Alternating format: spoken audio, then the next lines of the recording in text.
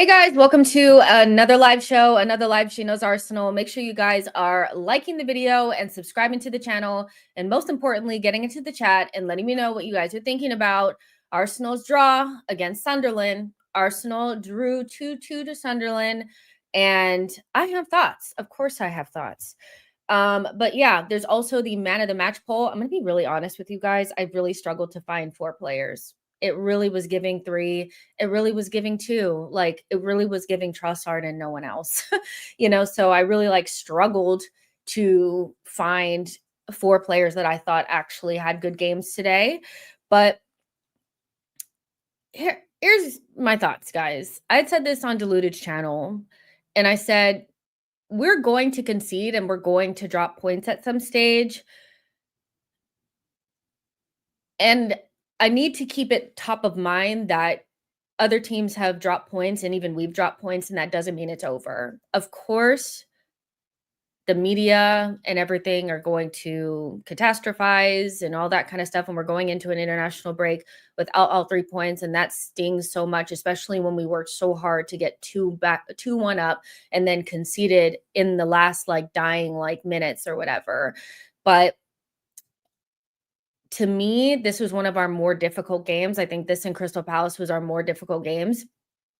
And all things considered, I do think a draw is probably fair on the balance of play. I think they were much better than us in the first half. I think that we were much better than them in the second half. I think it all shook out to 2-2. It is what it is. You take the points. Sunderland have been very up for it. This is no offense to them, but they clearly were very passionate about getting something against us today, and they got what they wanted, so fair play to them. I'm not going to sit here and act like they cheated or anything like that. It is what it is. We definitely did not play good enough for the full 90 minutes. The first half was incredibly frustrating because it just didn't feel like they were locked in at all. It was like they sleepwalked through the first half, and the goal that we conceded was a very uncharacteristic bad moment for Rice. I think I feel like he got done twice in there. Like, he let the ball bounce and didn't get the second ball, and it was just a lot going on. A very straight, long, kind of direct pass into our box. Uncharacteristic bad defense from us, and we go into the half 1-0 down.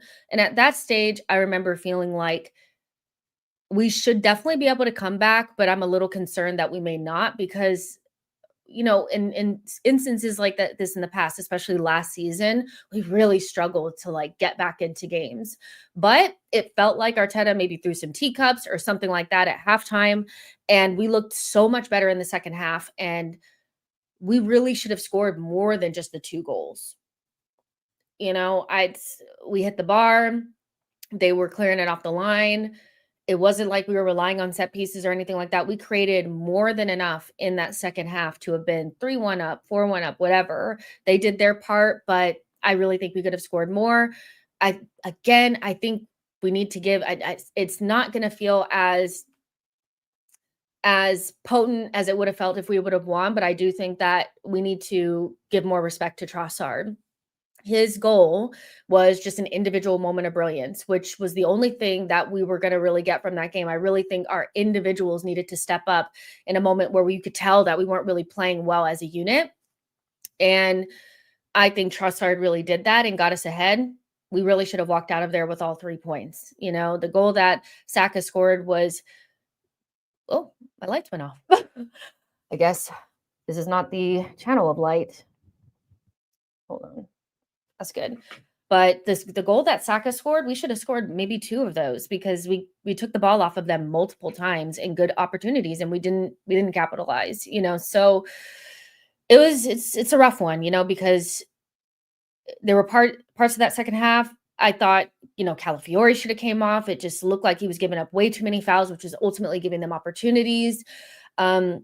We should have went to 5 at the back maybe a little bit sooner. We didn't have an outlet. Once we went to 5 at the back, we were kind of just defending a little bit for our lives, trying to get the draw, and we didn't make it. And I think that goal that they scored was a perfectly good goal that they pressured us into, and it was just poor defending kind of as well. I think Raya came out and flapped at it and didn't get to it.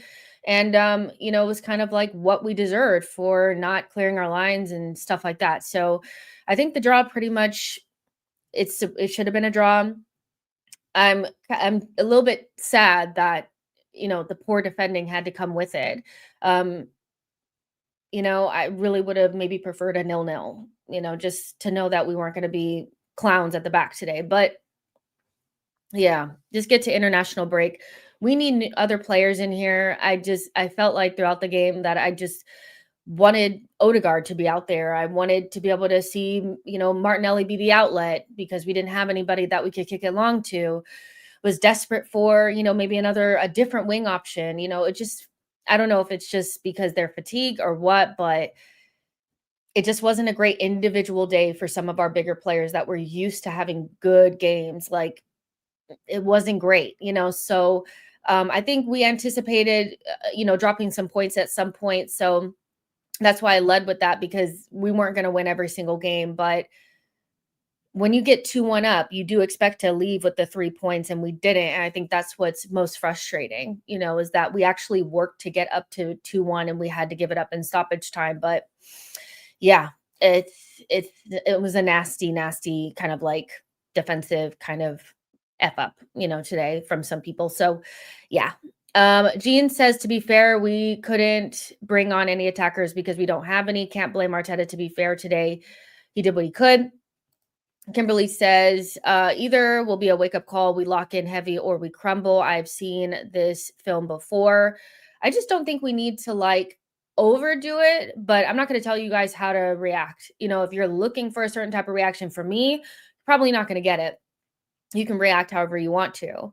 I feel very like everything will be clear to me when we come back from international break and we get other players back, and we'll see whether we're serious or not. You are going to drop points. You're not going to go through the entire season without dropping any points. But, they just need to fix it. That's really what it is. Jordan says, Odegaard would have been bullied. Stop it. Was he bullied against Newcastle? This is my thing. It's like, I know some of you guys really hate Odegaard, but Eze he hasn't locked down that spot to me. I think when we come back, whether he's the captain or not, Odegaard comes back and comes into that position. And even if you think Eze should be starting, Odegaard came off of the bench against Newcastle, a very physical team, the last team to take points off of us, and was the catalyst for us winning that game. So I don't think he would have been bullied. I think it would have been nice to have. It would have been nice to have somebody that could just put his foot on the ball, control a little bit of tempo. I just feel like Eze drifts throughout the game a little bit too much, and I think he had another pretty unremarkable game today. And it's okay to say that without it meaning that you're, oh, but I hate Odegaard so much, so if I say he wasn't that great today, then we could have used Odegaard, we could have used Martinelli, we could have used Madueke, we could have used Gyökeres today. We need other options, and Havertz. We need other options than what we had, because today, outside of Trossard, I don't think any of those forwards and Eze had any real remarkable performance. I think their performances were quite underwhelming. Even though Saka scored, if he had not scored, that would have been one of the worst games that he's had in a long time. And he just had a really bad mare against, I think it was Burnley, So I just think just get over yourself, it's okay to say that Eze wasn't that great. Just because you guys hate Odegaard doesn't mean you have to lie about Eze. He wasn't great today, and we could use Odegaard. Ayara says, Marino didn't pressure the defenders. I miss Gyökeres. Marino is our fourth string striker. So from my perspective on Marino, it's he kind of gave us what he could. He's a good finisher, but his link-up play lacks a little bit, and he's slow. So it's not like he wasn't doing what he could. That's pretty much what he could do, Josh says, Eze has been shocking given expectations we had. Let's be honest. He hasn't taken his opportunity. He hasn't. I don't know. I don't know why people, it's I love Eze, but I would love to see him back on the wing, because I think we miss him out there at times too. But, there just needs to be other options that we can utilize, because every game is not right for every player. And I think when we play against deeper blocks, at times you need players that, want the ball a little bit more, can give you different options. It's just was a weird day today. That ref was terrible. We should have had a pen in that first half. They really were physical at us. Really physical on us. Yeah, I mean, they were really physical, and I do think that he he missed quite a few times where I thought that we got very obviously fouled, and it was like if we touched them, they went down, it was a foul. Opposite ways, he was just letting the game play. It was frustrating, but we still got 2-1 up and really should have got out of there. So, and when you go to Northeast, it just feels like there's carte blanche to you know, just do whatever. And Sunderland to me is no different than Newcastle in that way, where they're lauded for towing the line between physicality and just bruising people up. Mata says he also gave Zuby such a random yellow. Asha says ref was awful. Yeah, I don't think the referee had a great game. I still think that we were the architects of our own downfall, though. Adina says Raya's mistake on the second goal shocked me. He made some good saves. They seemed rattled after that clean sheet record was broken. Both Rice and Gabriel got dunked on for the first goal. Yeah, I thought it was uncharacteristically bad defending from some of our people that are really good, so it's uncharacteristic. So as long as it doesn't become a pattern, we can move on from this. But the clean sheet record is not that important. The most important thing is winning the game. And we could have walked away with all 3 points. So if you got shook because the clean sheet record is gone, priorities need to come back into sight, because who gives a shit? You were 2-1 up. Burmese says Glock's role is so underrated. His physicality makes a difference. This game required a bully. Benny says, to be fair, did you see the size of that guy? Yeah, no, I hear that Ballard is a big guy and he was doing his thing. I just think there was times where we let the ball bounce when we didn't really need to. I think that actually started the first goal, letting the ball bounce. I think Zuby and Timber were kind of like, oh, you get it. It was just weird. And then the ball popped up. It's just a lot of things going on that were uncharacteristically bad for us. So yeah. Kimberly says, and if it was up to me, Timber, Zuby and Rice would not be going away for this international break. I want to put that into perspective as well, because I do think that, listen, I totally get it that it's really frustrating dropping points, and both the women and the men were incredibly frustrating today. So I am desperate to forget today, definitely. But there definitely seemed to be some fatigue today, and I'm not blaming it all on we were just so tired, but you could just see at a certain point Rice was out on his feet. I just think we need some players to come back to give us some more options to rotate, because they're playing every 3 days, and we've had not a skeleton squad, but we've had some players just playing a lot. So I want to give them a little bit of grace on that. Even though I'm frustrated by just the sloppiness of it all. Boy says Arteta just should have made subs. Subs could have came a lot earlier. What did Marino do to get 90 minutes? We should have had Norgard or Ethan on. I don't know. I think, do I think that Marino was the reason why or anything like that? No, not necessarily. I think all things considered, everything kind of all the context applied is you could have put Ethan on, you could have put Norgard on, but we went 5 to the back and we still couldn't defend a simple cross. So I'm not quite sure that that's a Moreno thing. We didn't have an outlet, but let's say that we had put Ethan up top or something like that. Would that have given us an outlet? Probably not, so I just think we needed to defend solidly for 4 minutes. That's it. I think he could have subbed Calafiori off, or not Calafiori, Eze off earlier and went 2-5 at the back quicker. That's something that I think should have happened, because where I don't necessarily feel like Ethan would have made a huge difference, because he's not really an outlet. He's not gonna outrun anybody or bully anybody to the ball or anything like that. I think going earlier to a 5 at the back would have given us a little bit stability to defend, and we wouldn't have gotten so many of those like fouls that Calafiori was giving away that was giving them confidence. Every time they got a throw in or a free kick in and around our box, that just gave them more of a boost, you know? So yeah, I think it was more of a, you know, needing to go to 5 to the back a little bit sooner, take Eze off because what was he wasn't gonna help us in that situation, and give us some stability earlier so that we weren't giving away those silly fouls as much, but, you know, that's just me. Benny says, "We missed Martinelli." That's an outlet there. I think we did miss Martinelli. I think we missed having other options for sure. When you think about all the games and that we kinda struggled this season and the ones that we came out with wins, we had loads of options on the bench to change the game, and we didn't have that really today. Against Newcastle, we need to turn the game around. We brought in Marino. Marino scored. Odegaard, he did really well. He changed the game. Blah, blah, blah. When we needed to win or score against Manchester City, Martinelli came on, right? And Eze came on as well. When in Champions League against Bilbao, Trossard and Martinelli came on. We didn't really have those options off of the bench. We could only really get more defensive. And I think we got too defensive too late and gave them too much territory, too much confidence, too many opportunities, and we slipped up. You know, to me, that's pretty much what it was. Cliff says definitely needed to have more possession at the end.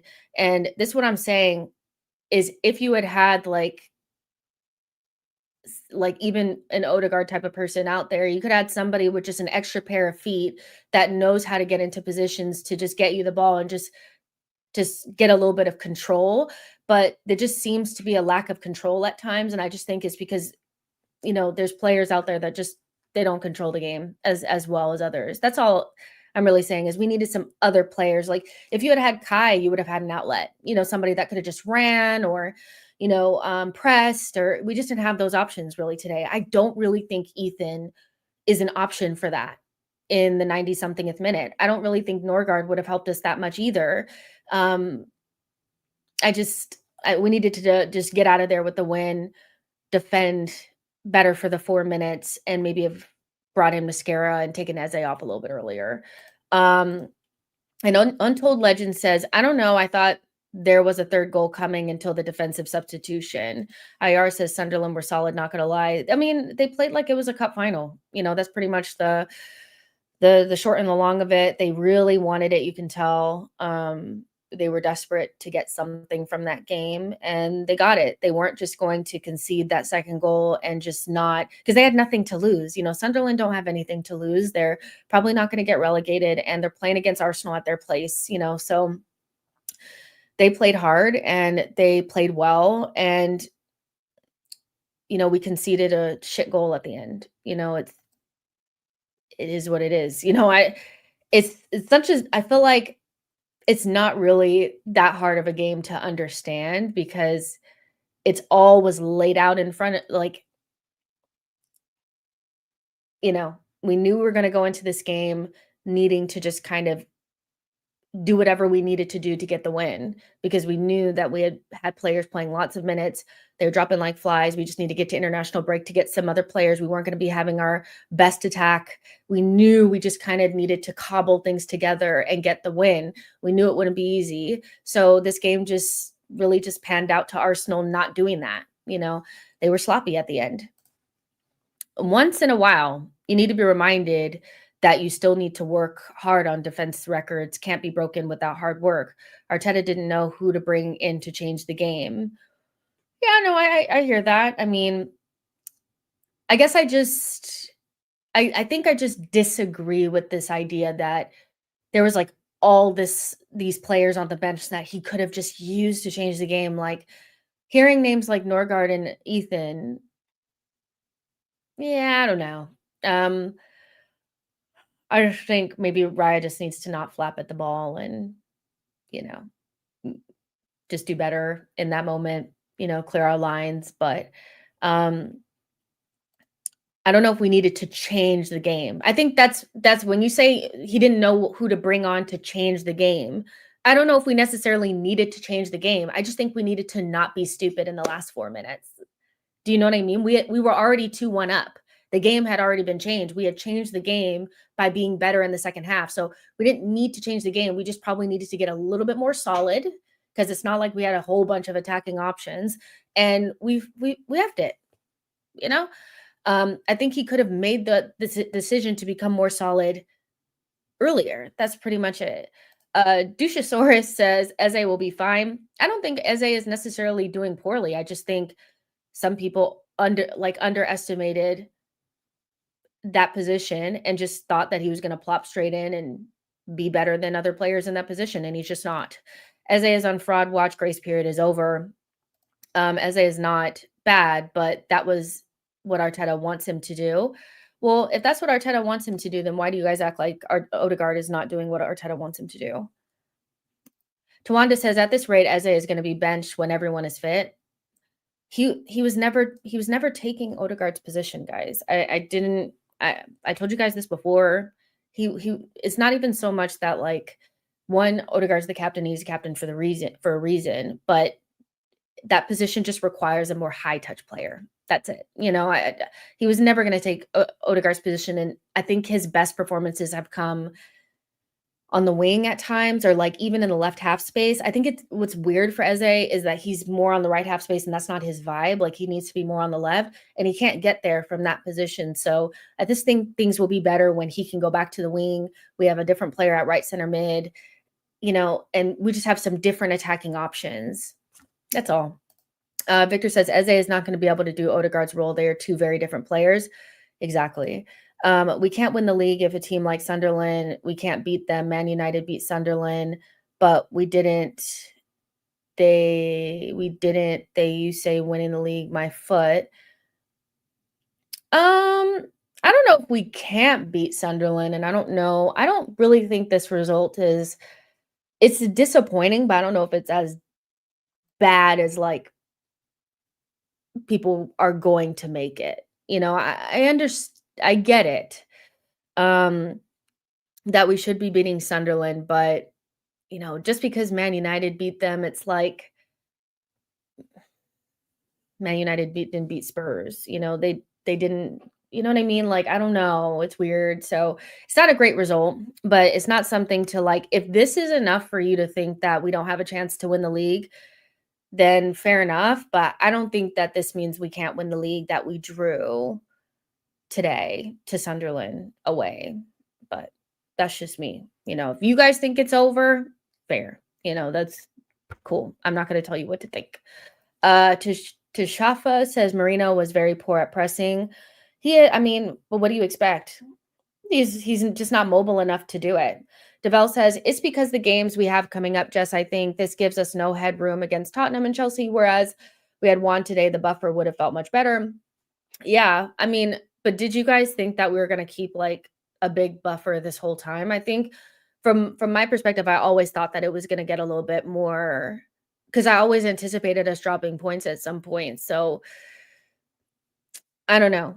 I think we need to be prepared to win the league in a difficult scenario. I think if we were going to win it in an easier scenario, we would have been much better last season because, you know what I mean? Like, I think it's going to be more difficult this season. I think that it's November, early November.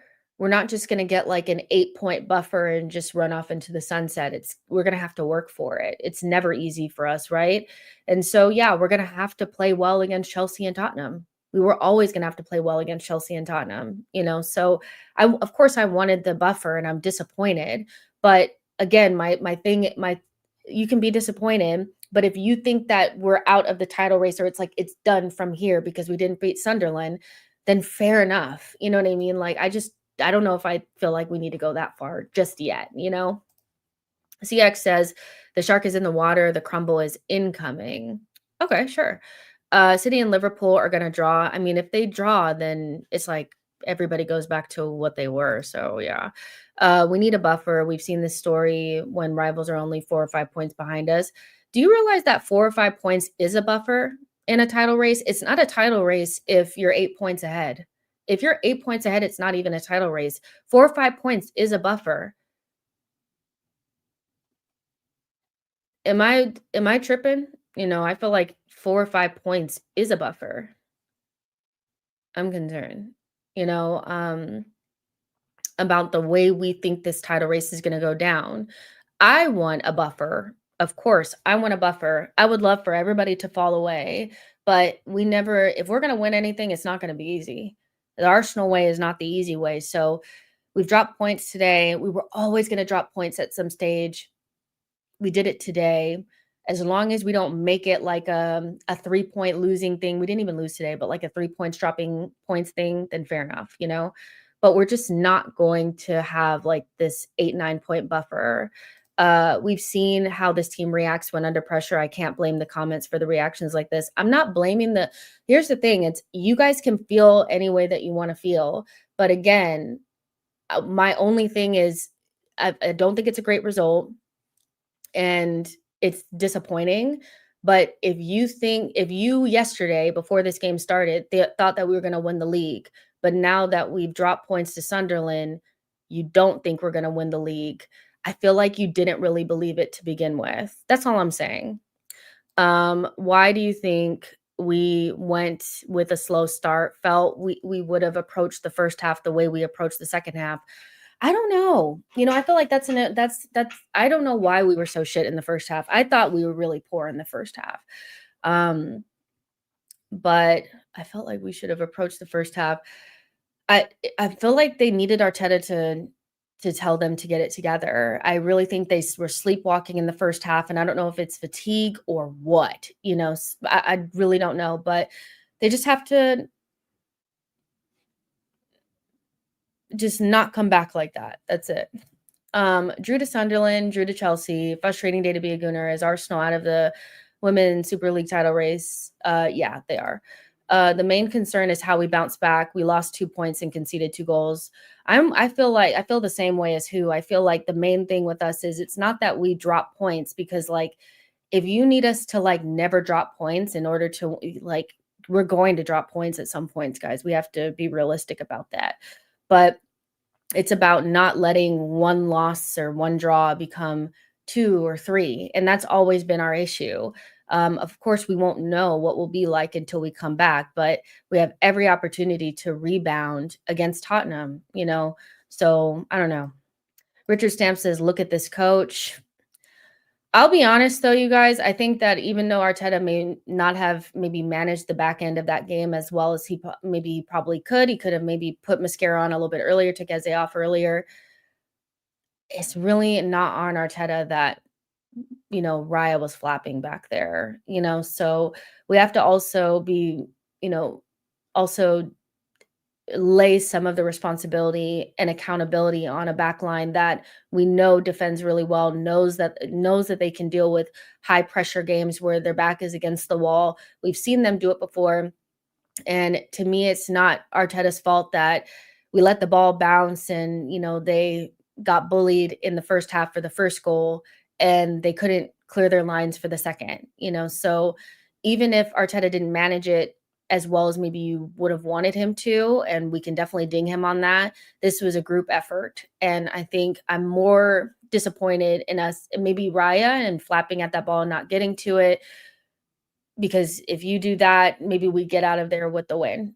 So even if Arteta took too long to take Eze off, you know what I mean? It's a tough one. I think we need to be, lay some of the responsibility on the actual players that didn't defend well.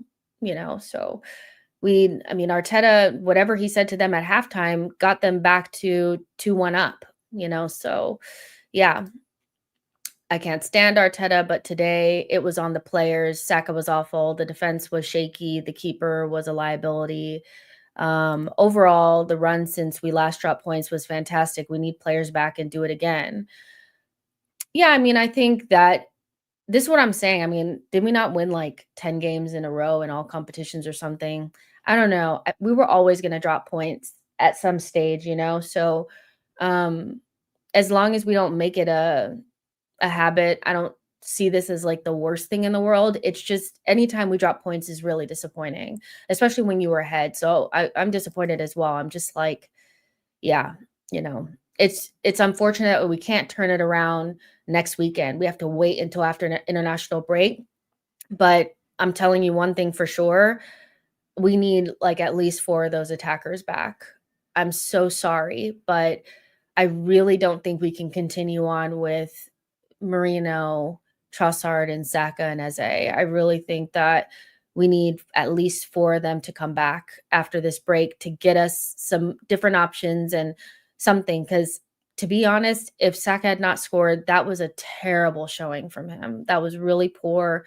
Marino's not the best when he's not just tasked with just finishing.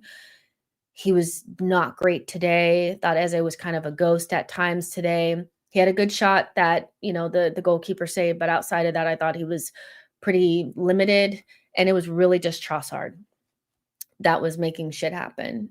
So we really, really, really, really, really need people to come back. Sean says, under the cosh, we start going long, giving them the ball, poor tactics, no gamemanship. DJ Den says, frustrating result to sit on for 2 weeks. We need to bounce back versus Spurs. I agree. Unknown C says, what's good, Jess? The silver lining, we did not lose. Now our players get back, manage fitness better, and beat Tottenham. Yeah, I agree. The injuries are ridiculous. I guarantee we win that game with even one of those attackers available. The injuries, I do think, have caught up with us, and this is the thing is this is our platform. This is our community. I know rivals don't want to hear about our injuries because they're like, but you have this great squad. If you had if we did not have the squad that we had, we would have struggled a lot more. But because we did what we needed to do in the transfer window, we don't have as big of a problem.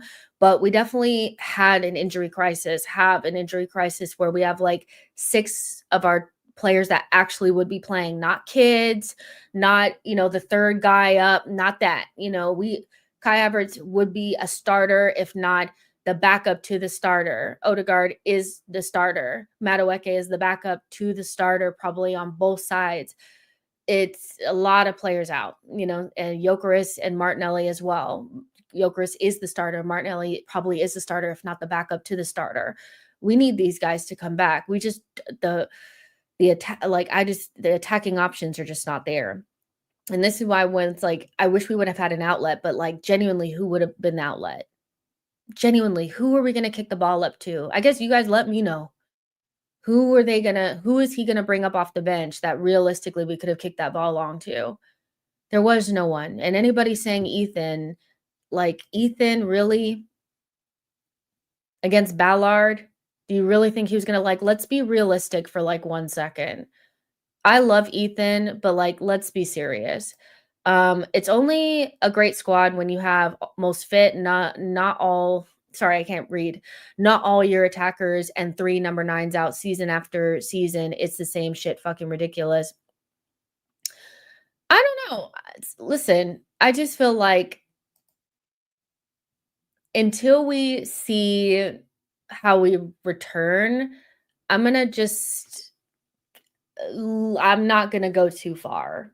I see some definite crumbling in the chat, and that's fine, but I'm just gonna have to back up from this just a little bit because nah, bruh, that can't be me. Because we don't know. We could come back and just beat Spurs, and then it looks crazy. Well, first of all, I'm not gonna go through 2 weeks acting like we're never gonna win another game. Let's just start there. But yeah, we did not have someone to bring in for Eze. That's why Arteta left him for so long. Also, we missed Gyökeres today. Now we know what he does for the team as he pins the opponent's defenders in their half. I feel like people are still being a little, I'm going to say disingenuous. I'm going to say disingenuous by suggesting that when we went 5 to the back, or you didn't want to go 5 to the back. No, you're saying that you wanted to put Ethan up front, right? That we were going to kick the ball long to Ethan and he was going to hold the ball up against Ballard for the last 4 minutes.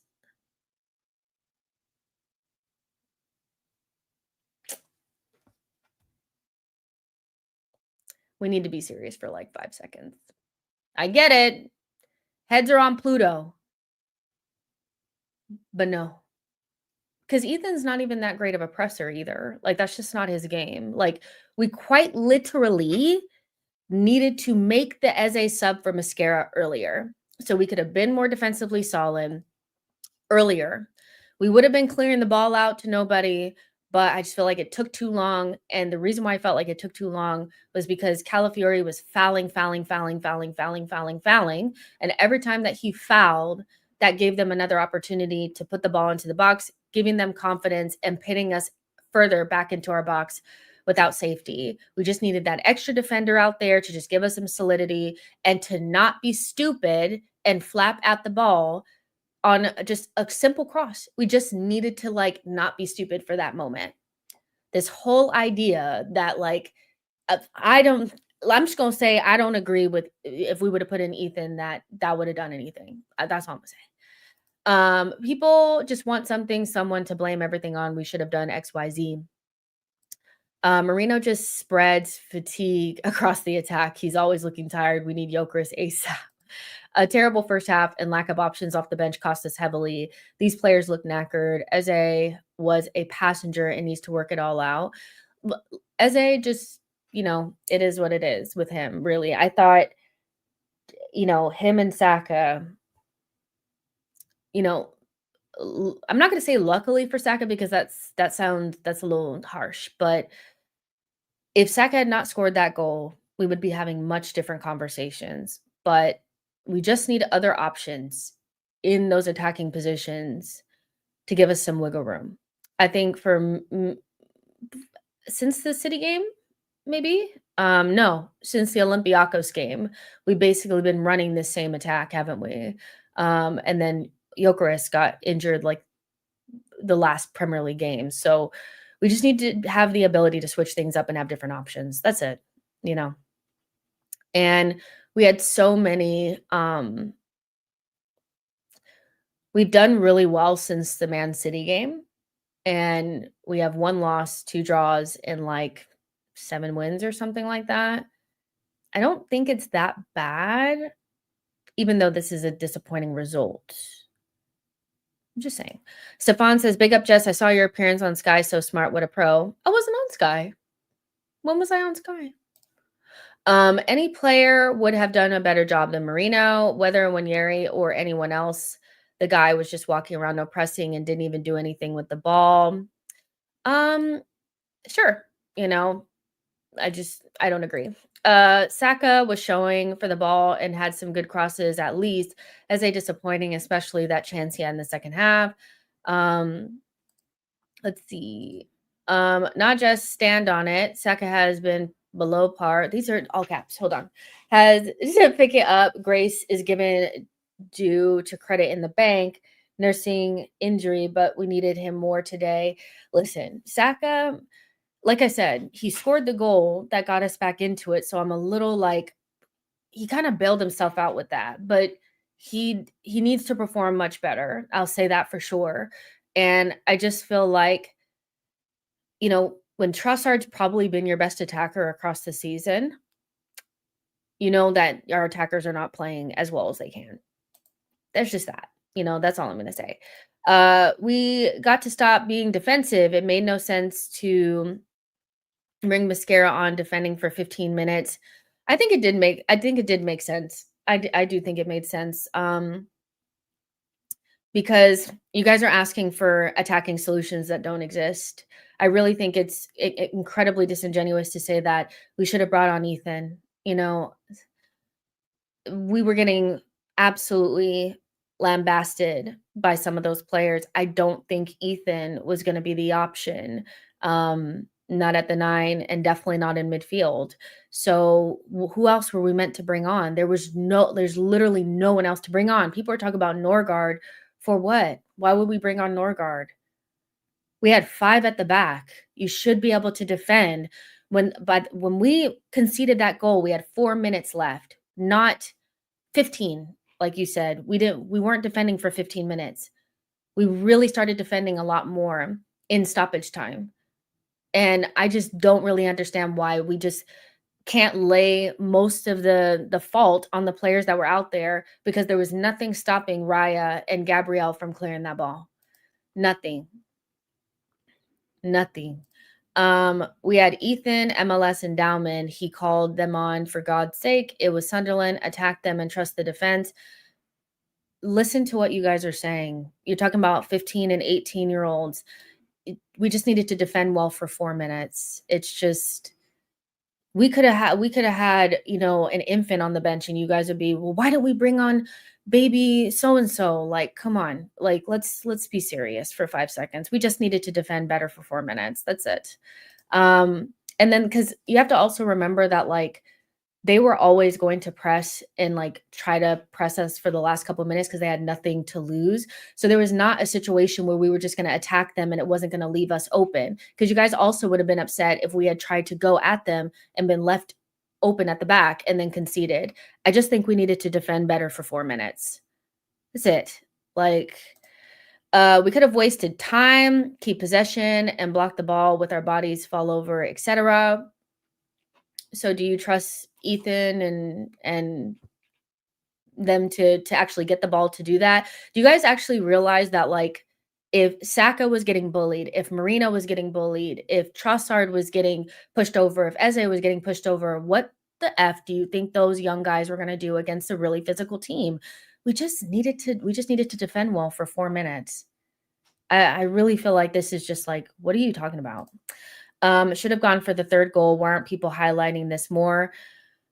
Because all of our attackers were out on their feet, and the people that you guys are suggesting bringing in are not even really playing well in less intense games right now. Like, you guys didn't even think Ethan played well against who did we play? Slavia Prague. We were away at Slavia Prague, and you guys didn't think Ethan had a good game. So now he was going to be the savior against a better Sunderland side. No, like, no, we just needed to defend better. Gabriel's head was on Pluto when we conceded that second goal, by the way. Hopefully the players move on from this quickly. Yeah, I just think we need to move on from this. Poor defending, you know, some fatigue in there. Just needed to clear our lines.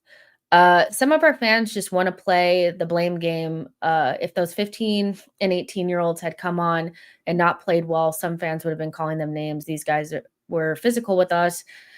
I mean, Ethan didn't even have a bad game against Slavia Prague and people were calling him out. So, but now he's the answer against Sunderland away. We just needed to defend well for 4 minutes. Like, I really don't get it. I'm genuinely confused about what Ethan was going to do against Ballard. What was he going to do against Ballard? What was he going to do? Nothing. I'm not talking about going for the third goal in the last 5 minutes. Kimberly says, respect Sunderland, please. Look at what they did to us, bro. They are a good team. Aren't we the physical team as well? We are, but I mean, it's not like we're not a physical team, but they were just more physical than us. There are teams that are more physical than us. Jagoon says, facts, they would have gotten ragdolled. I genuinely don't like I'm the actual visual, like the concept of Ethan posting up like this on a long ball with Ballard behind him is the funniest thing I've ever seen. The idea that that makes sense is, or us kicking it long and thinking he's going to outrun somebody. Like, all right. It's always Arsenal fans scoring against us, Ballard and Brobbery. Brobbery is not an ex-Arsenal player, is he? Was he? I know Ballard, but listen, um, you know, I thought it was going to be Xhaka, but it ended up being Ballard. That was his Mavropanos goal.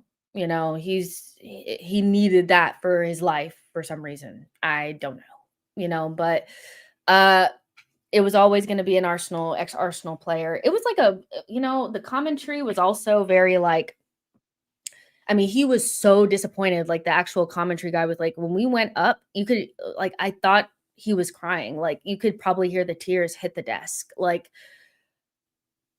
I get that we're a huge scout, but sometimes it feels like everybody is our op.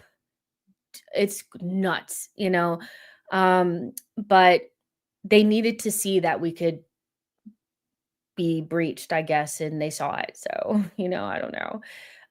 But yeah, it was It was actually disgusting at one point. I thought it was a little unprofessional, but it just is with me. IR says, come January, I need Berta to go sign Ballard. He needs to come home. He won't even be, no one will even be talking about him in January, trust.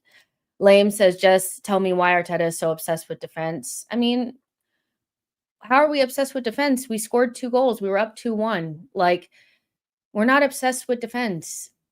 We're not obsessed with defense. He went defensive. He didn't have attacking options, and we just needed to defend for like 4 minutes. Like, I really don't blame Mikel for going defensive in a game where we had got 2-1 up, and I trusted, like, would you not trust our team to be able to keep Sunderland out for 4 minutes? I think I would. I think I'd be like, let me just go 5 to the back. Let me just make us more secure, because I looked at the bench and I saw Ethan, okay, probably not going to be able to stand up against Ballard. Oh, I have a 15-year-old, probably not the right option. So I'm going to go defensive, and I'm going to trust my team that has had 28 clean sheets to not concede in the stoppage time. Like, he's not obsessed with defense. Like, you guys hear what you're saying? Do you guys realize that we hit the bar? They cleared the ball off the line twice. Like, we're not obsessed with defense. We did not defend for our lives for anything outside for those 4 minutes. And if there's any team I would have like thought for a fact that they would have been able to defend in those last 4 minutes, it'd be Arsenal. You know, like, come on. Let's see. So let's see. No, you trust the defense and let the attack thrive. We didn't lack attack. We weren't playing super defensive.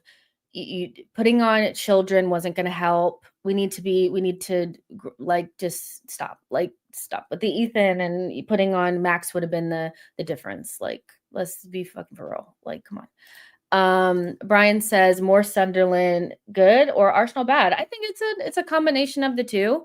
And I think you have to give Sunderland credit for pressing us and wanting it more than us in that first half. I think for the most part, I felt like Sunderland wanted it way more than Arsenal in the first half. I thought I don't know if we were feeling sorry for ourselves because we were so, they were tired and that we didn't have our best 11. I don't know what it was, but they outplayed us in the first half. And they were making us make mistakes. They cleared it off the line several times. Like, Sunderland deserved that draw. I think they deserved that draw. And I think Arsenal also need to look at themselves in the mirror for the opportunity that they got, because it was just poor from Raya for me. He needs to either get it. He needs to get that ball. Like, I'm sorry. Like, if you're going to come out, you need to get that ball. So Sunderland is both. Thank you so much for your super chat. Says, I think after the second goal, he had them all the ball. We could have still played the possession ball and kept them at bay. We gave them the ball. No, I kind of hear that a little bit. I mean, we could have had more control. But I also think, like, players were tired. I just think we could have defended better, but there wasn't even anybody that we could have brought on that would have gave us more control, because no, Ethan wasn't going to give us more control. Max wasn't going to give us more control. Norgard is not really a possession guy. Like, he's not the guy you really want receiving the ball either and giving us control. He's not a tempo controller. He's like a traditional DM. So I don't know. I kind of get it. I kind of get, like, maybe we could have had more control, but this is why I was saying, like, this is why we need other players to come back so we have other options. Because, like, if you could bring, let's say you could bring Odegaard or Kai off the bench, you would have had somebody that can control tempo and keep the ball and somebody you could kick it to. But we didn't really have that. My only big issue, we did not have to give up possession. No, I hear that. I get that for sure. We maybe could have been better with the ball. I hear that. No, Norgard would have scrapped. This wasn't a game for all that fancy crap. It was just block them for the last few minutes. Burmy, we missed a lot of shots earlier in the game. We should have had a bigger margin to avoid the draw. I mean, Zubi had a moment where he was in the box. I think he should get it on target. Saka had a shot that he should have got on target. Eze had a shot with his left foot that he should have had on target. We hit the bar. They cleared it off the line. Like, we could have scored quite a few goals, so yeah. I can't believe I actually cheered on Sunderland during that playoff final. We should have had Sheffield instead. John says, Zuby missed 3 chances. You really sure Ethan wouldn't have brought something different to the game?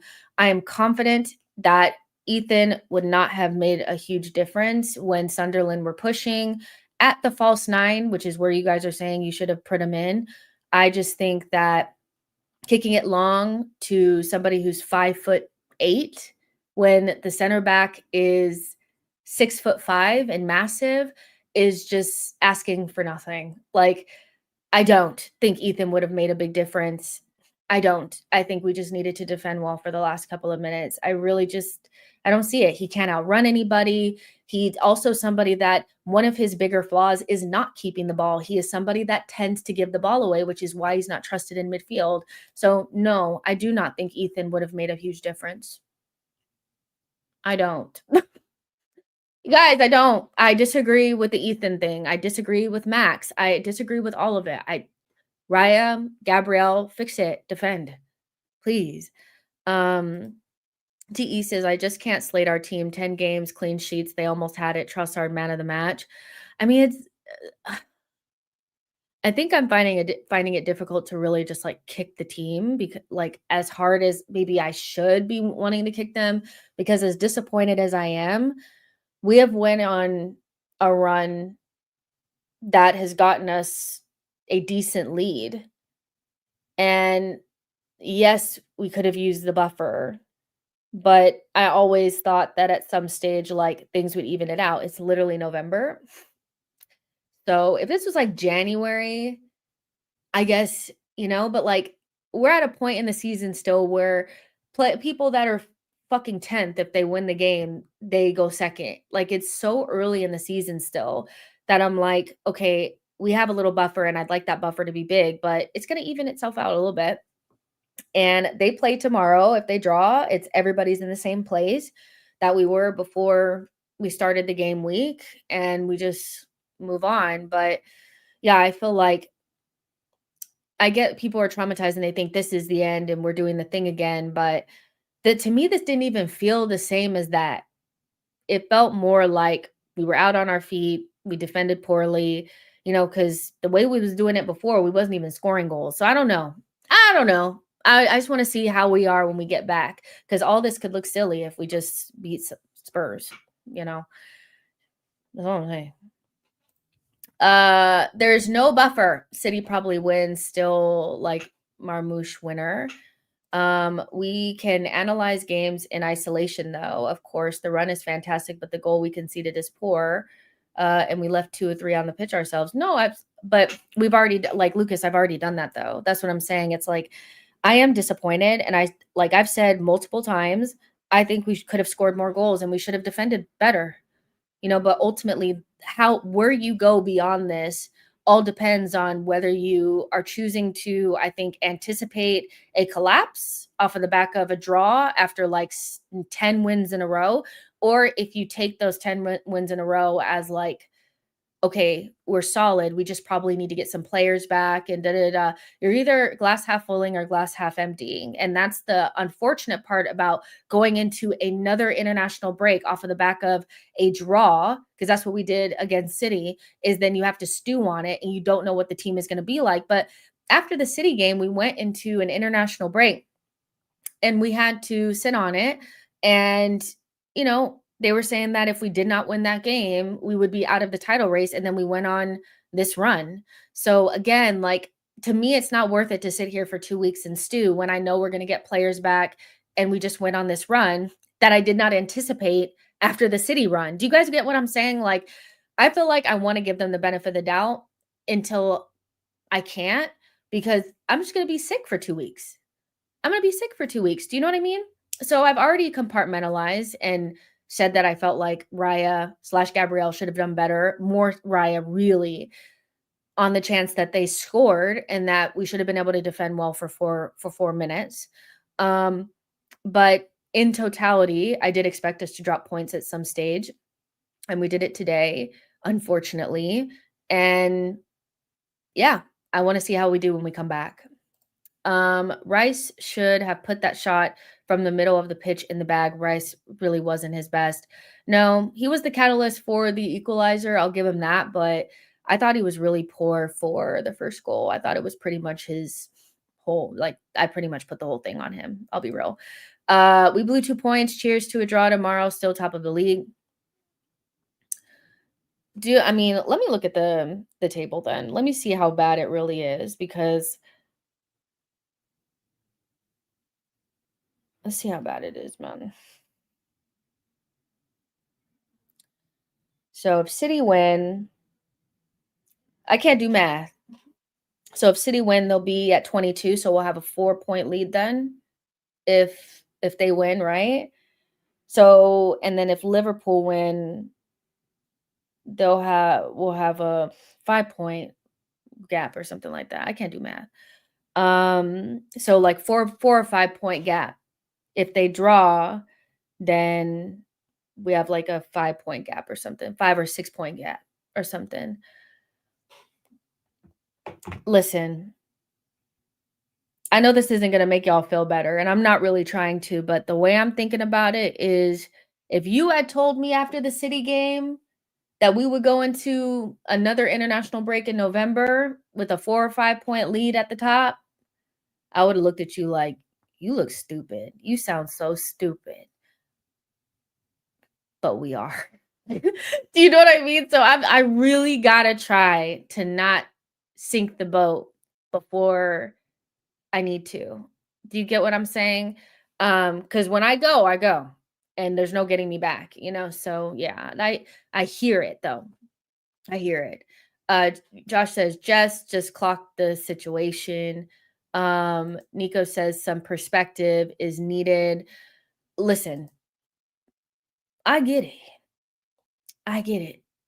Johnny says if City wins, it's only 3. Is it? Because I can't do math. I keep telling y'all, I'm not really a mathematician. No. They got 19. Right? They have 19. Guys, why are we making this so hard? They got 19 points. 3 points would be 22, right? So it's 4. It's 4. It would be 4. So 4 points or 5 points or 6 points. Let's pray for 6 points. So yeah, like this is like, I'm really not a math girl. You have to understand. But there's like 1,400 of you guys watching. Make sure you guys like and subscribe. And I'll keep going because yeah. Y'all seem to be having fun. Okay. Not all Rice. If Zuby doesn't foul, no free kick. Nah. See, this is when we're not going to do this. We're not going to do this. The foul was not even really, to me, like it could have gone either way. I really don't think it was like a straight up foul, to be honest. I was like, because it was one of those, well, when they're doing it to us, you guys are just letting it roll. But when it goes the opposite direction, you guys are calling fouls. But that was in their half. That foul was in their half, and they did one straight long ball into Ballard. I'm so sorry, but nah. I hear it, but I'm not doing it. The way how, thank you so much for your super chats, by the way. I really appreciate it. Stasis. That's why I see Stasis. The way how Xhaka was controlling Josh at the end, I feel like I'm like, this is the Xhaka. I don't want recycling it. I'm from Tune It in My Bones. The way how Xhaka was controlling at the end, I feel like this is the Xhaka. I don't want recycling it. So I kind of get what you're saying. Like, you don't want him recycling it like that. I mean, Xhaka had a good game. I don't think it was like what I thought it was going to be. It was mostly just bad defending at the end. But Xhaka had a good game. He was cool. Like, I don't know. He didn't score, and that's all I really care about. Johnny says, not the foul was the problem. The fact that he got the yellow for that, the fuck, man. That referee must have had a red stripe on his ID. be careful if you see him on the street, move on the other side. I mean, I just felt that we were getting handled, and, like, I feel like that's what they do. It's like they feed into the Arsenal are soft, Arsenal are getting bullied thing because their goalkeeper went down after him and Marino went for that ball in the first half, and Marino didn't it didn't touch his head, Marino didn't touch his head, there was no clash of heads, nothing, and the goalkeeper went down because they were under pressure, but the commentary had a big problem with Marino staying down a couple, like, minutes earlier, holding his head, and I'm just like, at the end of the day, they see these northern teams, especially if they're, like, underdogs, as, like, they could do no wrong. If they're fouling you, it's because they're just being physical and they're passionate and it's just, oh, they're so strong and physical and they just work so hard. But when Arsenal do it, it's dark arts and cheating and they're just fouling and being sloppy and silly. I just, the way that we're refereed in the Northeast is, I mean, we're refereed badly either way, but it feels like you are in like a prison and you're getting beaten up by another inmate and the prison guard is just turning away, like, and no one can hear you scream. Like, that's what it feels like at times. Draw was the best result or LFC win. It was clear he wanted to laugh at certain fan base. Xhaka just wanted the win. Well, he didn't, so chose a terrible day to put on a poor defensive display. Yeah, I mean, but I'm gonna be real with y'all.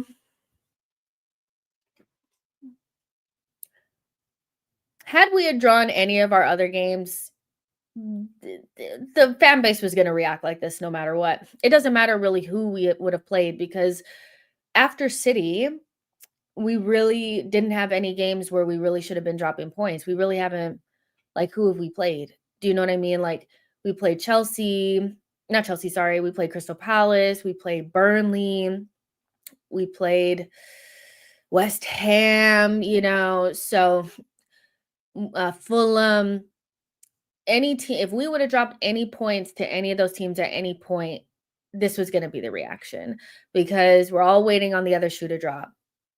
That's it. I feel like most teams that have won things before, which is the caveat, we haven't won anything. They would look at this as just like a bad day at the office and move on. But we're gonna hold on to it. Not me, but some of y'all are gonna hold on to it for the full 2 weeks and doom it. And if we turn around and beat Spurs, then it's gonna be like, oh, yeah. We made one sub. Sunderland subbed on 3 players. Crazy work. Well, look at their bench and look at our bench. Amina says no one wins the league in November. It was the draws that cost us the title last season and City slowly growing in confidence and breathing behind our neck. Yeah, but we're not drawing. We drew like 12 games or something last season. We've drawn 1 after winning like 6 games in a row. Context matters. The draws cost us because we drew like 12 games in a row at home or some shit like that. Henry says we need our frontline attackers back urgently. I agree. Spurs is probably a draw, same with Chelsea. Until we actually get it over the line, I don't think PTSD or nerves will ever disappear, to be honest. And I don't expect them to either, but I'm also adding context and a little bit of like another side because you're just going to make yourself sick if we have until May. If every time that we drop points, we go into, dooming it, it's just going to make you sick. So I'm trying to save you guys the mental headache. We don't have to do this. We could just wait and see. Now, if we fuck up against Spurs, then I understand. But again, we drew to Man City and it seemed like the sky was falling. We went to Newcastle and we won that game and then went on a run. So why can't I think that that's what's going to happen instead of we just collapse, That's all I'm saying. It's the clean sheet and no conceding record that has heightened the psychosis. No, it wasn't losing to Fulham and West Ham and not scoring enough. Until we actually get over the line, I read that. Run after the break is definitely a part of the reason why we're more upset about this than we should. Yeah. Well, I'll be honest with you guys. I tend to think we're better when we play against the better teams. I think that my bigger concerns about us this season is whether we were going to beat Fulham, whether we were going to beat West Ham, whether we were going to beat Newcastle, and we've slipped up against Sunderland. But our record against the bigger sides is pretty good, So I get it. I totally understand. When we haven't particularly sparkled against like the bigger sides this season either. But I just want to give them the little bit of benefit of the doubt. I can't look too far ahead. I think that's part of the problem is that some people assume that we had already kind of won it and that we're going to have this 8-point buffer. And now that we don't have it, now the doom and gloom is setting in. And it's like, let's just take it one game at a time. It's not like Liverpool lost like 4 games in a row in the league and you guys still think they're in the title race. So drawing one game, we don't need to go too far down the road. Is this draw another Southampton situation, drawing or losing against a freshly promoted team? Or are they genuinely great? Well, Southampton were relegated. Like, I think they're relegated when we lost to them. Or we drew to them. So, yeah, I don't know. No need for head loss. In truth, draw isn't the worst result. We need to have standards. I don't think not losing your head after a draw is low standards at all. I just think that, it's not that I've said that we played well and we should have won and the referee cheated or anything like that. We were definitely under par and probably didn't deserve to win that game. And definitely the draw, I think that was pretty much a fair result. But the way how you contextualize thing after, I think also that doesn't have anything to do with standards. Like if you doom the season from here, that doesn't mean you have better standards than anyone else. Like I don't feel like that means that you have higher standards if you doom us for the next 2 weeks. I don't think anybody thinks today was good enough. Who's to say we don't eventually get that 8-point buffer later down the line? We need to calm down. Our squad depth will make the difference in comparison to 22-23. And I think also and I have a hard time with this as well, is like every single one of the seasons has been different. Of course, the result has been kind of the same, but the way that the seasons have gone, 22-23, 23-24, and 24-25 have all been different. The first one was more inexperience and not having the squad depth. The second one was slow start. We were damn near perfect in the second half of the season. We couldn't catch up. We were never ahead that season. I think we were top for like maybe a day in that season. We were never top ever. And we dropped too many points in the first half. And then last season, we were never really in it. So I think we need to kind of detach, everything from the seasons prior and just look at the season now.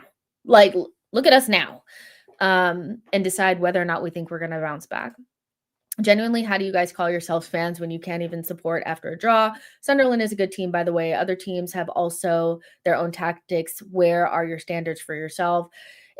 I just feel like it wasn't good enough today, and I'm disappointed in it. But I don't know. I think we'll be fine. I think we will, do well when we come back, when we get our players back. That's all, So yeah. Junior says, your beautiful accent, the way you articulate, wow. I mean, most people hate my accent and my voice, but thank you so much. I really appreciate it. I knew Sunderland was going to be a tough game, but I didn't think they would be that frustrating. The players seemed quite tired at the end, and I believe Arteta should have made some more subs. Shamari says, what better game to bounce back than Spurs at home? We are crashing out in a game week where it's guaranteed that it's either the same or one of City or Pool will go further behind. I don't know. I'm not crashing out, but I think I said this on Deluded's channel. He agreed this too, that when we drop points, I think a lot of our fans are going to succumb to the media and their overall insecurity about us not being able to win things. And I won't, even though I probably won't join in on this game for sure. I understand it, but I feel like it's just, let's wait and see if we fuck up against Spurs, and then we'll see from there. Havertz and Odegaard would press the shit out of them today. Also, perfect moment for Martinelli and Noni off the bench. We were 2-1 up It is what it is. We really need it. We need other players in this team. We don't have enough options. I think we are annoyed because we had the 3 points in the hand. Of course, I don't think there's anything wrong with being disappointed and annoyed. It's not that I'm saying that there's no reason to be disappointed or annoyed. And I'm not saying that we play it like, why don't you guys see? We played good. It's fine. Like, I'm not saying those things. I'm just saying that, you know, there's context around where we are, and you can either, because most of this is not just about today's game. That's the thing. If it was just about today's game, and that's fine, but today now it's going into, and this is where we start to crumble. Now City is catching us now. It's the end. I told you we weren't going to win. It's always the same. And I just feel like that's where I'm kind of like, ooh, I don't know if I want to go that far. That's all I'm saying. That's it. But we definitely were not good enough today. Yeah, we weren't good enough today. Leo Darno says, same rubbish every season under this manager. Excuses, excuses. I don't know. It's not Arteta's fault that Raya didn't get to that ball. I'm gonna keep it real. I think they were uncharacteristically bad today at some moments where you would trust them to be much better, especially when you consider how many goals we have not conceded this season, how we've only conceded, well, now 5, but before this game, we conceded 3. So, yeah, you know, I can't get that's flapping up the ball out of my head from Raya. I just, yeah. Let's see. To be fair, I already feel better and ready for the North London Derby. Shame it's after the break. I wish it was next week now. It's fine. Arteta took Eze off for center back and said his tummy hurts when he concedes goals. Sunderland loves seeing Eze go off. I don't know what this means. It says his tummy hurts. I don't know whose tummy hurts. Are you talking about Eze? What Raya did was panic. Gabriel did as well. That is called shitting yourself. We failed in a high pressure moment. Yeah, no, I can see that. I can see that. I think they did have like a difficult game today for sure. I wonder, but again, I think what you're also trying to do is also make it, and this is why we're going to start not being able to do it in high pressure moments. Like we've been in high pressure moments this season already, because it is just November. So it's not like we're at the end of the season, and you know what I mean? Like we've had high pressure moments. I don't know. I feel like some people are really trying to like make this into who we're going to be for the rest of the season, and this is the high pressure moment. We've been in high pressure moments this season already. We have. We just fucked up. Like we just fucked up. This doesn't have to be who we are for the rest of the season, and I'm refusing to believe that that's who we're going to be. It was the perfect storm for us to get smashed today, and we almost got out with a win. The season is long, and it's against us. It's us against everyone else. I welcome the reality check for fans predicting the league. I think some people thought that we had already won it. It's gonna be a long season. Buckle up. Okay, but what about today showed you that we are champions worthy? Since you say that we can't take today's performance as a write-off, I didn't say take it as a write-off. I'm not like, not one performance is not going to show you that you're champions. You only know you're going to be champions if you win it at the end.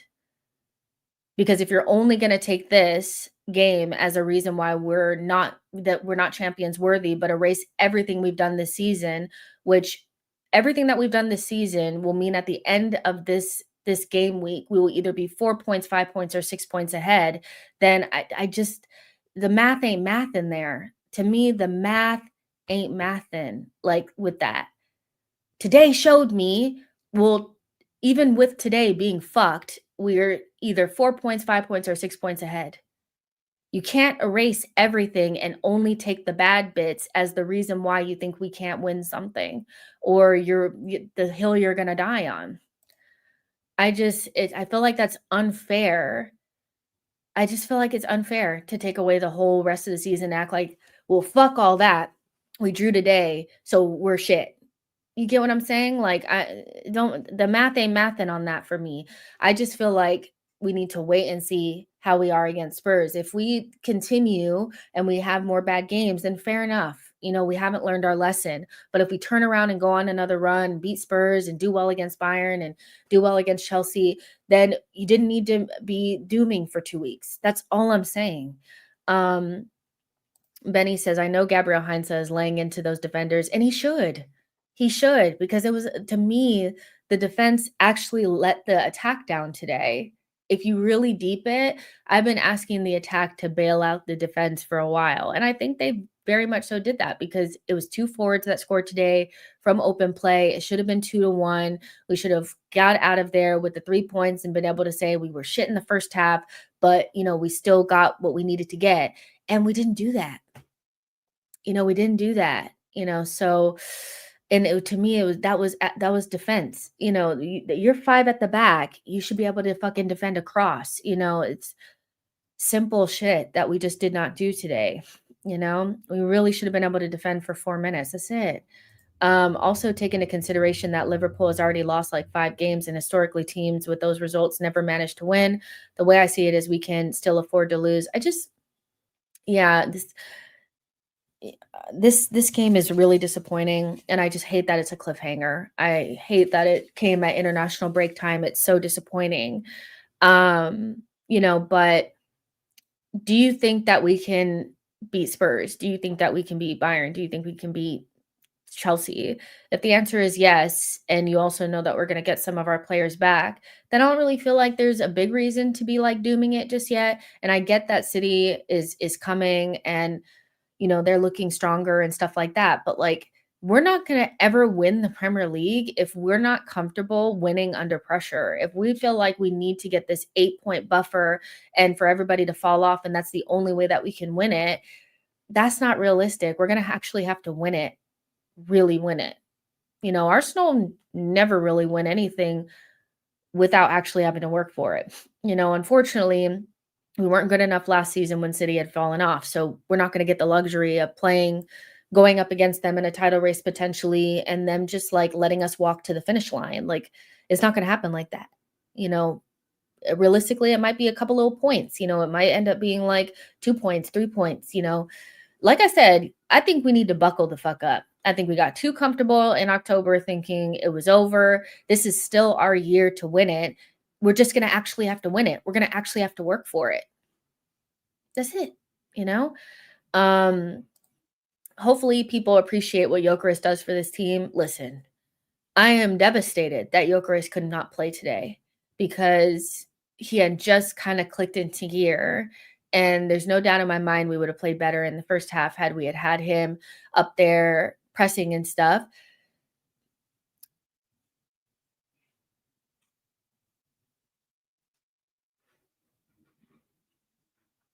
Hold on. Give me 2 seconds. I'll be right back. Excuse me. Hey.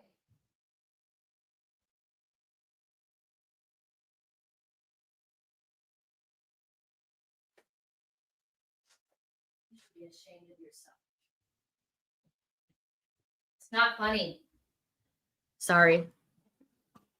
Sorry, my 2 dogs, if you guys have just joined in, you guys have never been here before. I have 2 dogs and they drive me crazy. And they had like got the treat bag and turned it over. Burmese says 8 wins, 2 draws, 1 loss, still very much in pole position. We just need to not panic. And when I mean not panic like us, I mean the team. Don't panic. Get your players back and refocus after the break. We're also like, we've won all of our games in the Champions League. I mean, we've done well in this first little bit. We've done better than anyone else has, so I don't know. It's a tough one because I can see why people would think that this is the beginning of the crumble, but I can also see it just being a game that we drew. Chelsea can't beat Wolves and Bayern is at home. That wasn't a smash and grab, and you guys are talking to each other. Some were saying it's over if we win today, long season. It's a long season. I think we gotta buckle up. There might be a point where we're still playing well, but City are like 2 points behind us. What you guys gonna do then? It's like this title race is not by any means gonna be easy. And I feel like the opportunity that we had to kind of walk it was maybe last season. We're gonna have to really work for it this time. Now so yeah. Uh, can I be honest? Of course you can. I've actually been concerned how our team will react after this winning streak. No goals conceded, run ends, awaiting our response. Oh, yeah. No, I hear that. I hear that. I hear that. And the way that they respond is all we're going to need to know. I think how you respond to adversity is more important than just going on a win run because you're going to face times where you don't win. And, we don't want to make it into a habit, so I think how they respond is going to mean absolutely everything. But we've gone through the period of time where we needed to get a little gap and we needed to go on a little run. And we've done that. And we've created a little buffer for ourselves going into a more difficult run of fixtures. And that's pretty much what we needed to do. I get it. Could have been a bigger buffer. Totally understand that. But I think we've done well, all things considered. So yeah. We've done absolutely great. And if it weren't for PGMOL, we would still have won today despite injuries and bad defending at the end. Yeah, the defending, I need that out of your system.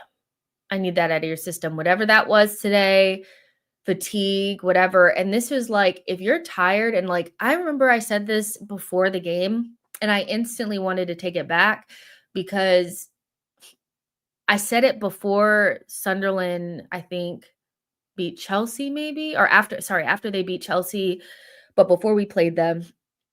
And I was like, well, if you're going to be missing players, and you are going to go into fixtures, Slavia Prague and Sunderland would be fixtures that you would have picked. And actually, had to like take that back because this was one of, if not our most difficult game this season, I think. So yeah. Let's see. Third away game in a row with this many injuries is tough, to be honest. Yeah, it's been tough. It's been a tough little run, but we're gonna get our players back, and I just have to believe we're gonna do better. It's hard for me to get into the doomy just yet. Arsenal have a bad winner every year. Yeah, but there's no sign that we're having a bad winner. We just drew a game. Like, that's all I'm saying. 7 wins and a draw is reachable in the next 8 before the new year. Just need those injuries to stop. We're the best team in the league. The injuries caught up with us. And the thing is that the injuries caught up to us, and now we know we're going to get some of these players back after the break. And I think that's a good thing, is that we didn't let these injuries like topple us completely over. Because there's not really a lot of teams that could have this many players missing and still do well. And it's not like we haven't had to like really go down to like the group below the group, we've had to. So yeah. I'm in the glass half full right now. But I am disappointed. And I'm disappointed I'm gonna have to go on Mo's show and talk about this shit. So good evening, Jess. How are you so calm after that? Because I don't know. I don't know, because I feel like I need a real reason. I need to feel 100% that we're flopping or something. Like, I don't know. Today just felt more like fatigue and a little bit of like just crawling over the finish line to try to get to this international break before we get some other players back. Bad defending and uncharacteristic. So, I'm trying not to,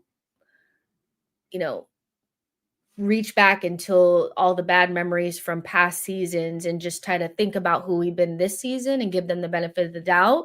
Because again, our season was meant to be over after the Man City game. We were meant to go to Newcastle and lose, and we went to Newcastle and we won on a run. So And I thought that we were fucked after that. After we had drawn to Man City, I was like, what is going on? We're losing it. We're messing up. Like, we're not going to win anything. And then they went on a run.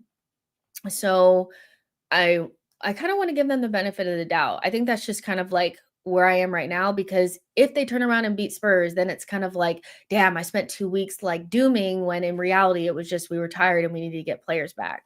You know, that's all. But I am disappointed in the result, absolutely, and I don't think our performance was good enough at all. Um so yeah. I also think we've seen signs that this team is determined to win big things this season. If they've got that mentality, they'll brush it off as a bad day. If someone said come November break, we'd be at least 3 points clear after all of our fixtures, uh, you bite their hand off. It was always going to be a hard today. Come on, people, let's have faith and beat Spurs. Uh, I kind of agree with that. I do. Yours is the best take I've seen. We should be disappointed, but not pessimistic. We're still in a good position, and we have to keep winning, though.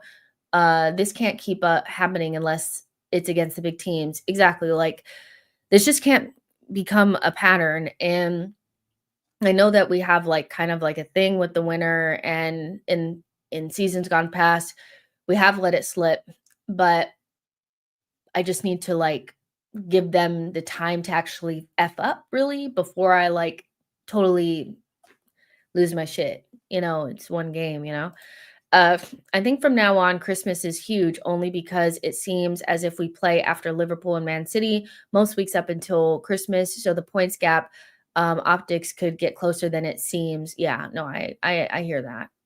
And I do think that the point gap can get smaller, and I think we need to get comfortable with that. And I think that's the thing is the media has done a good job at gaslighting the fan base and also setting a precedent that the season was already over, and from here, if Arsenal don't just like walk to the end, it's failure.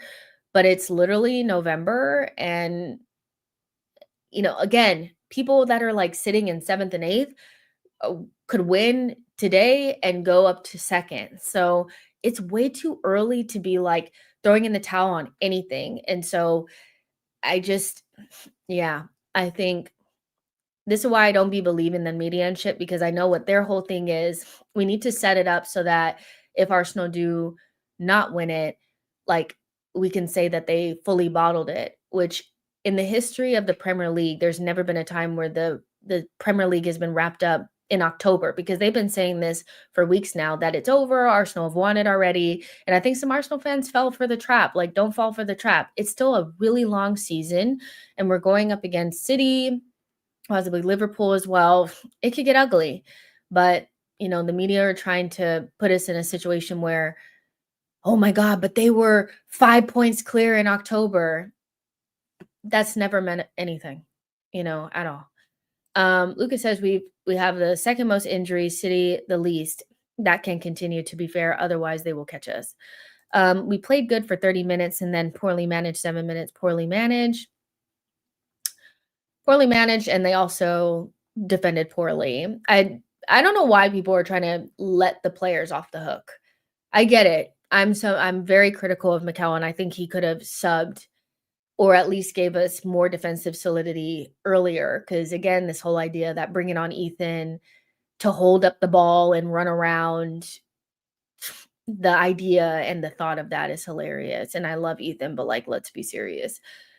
But Arteta's not really at fault for them giving away a 2-1 win. Ryan and Gabriel need to do better there. I'm standing on that. I'm standing on that. I'm standing on that.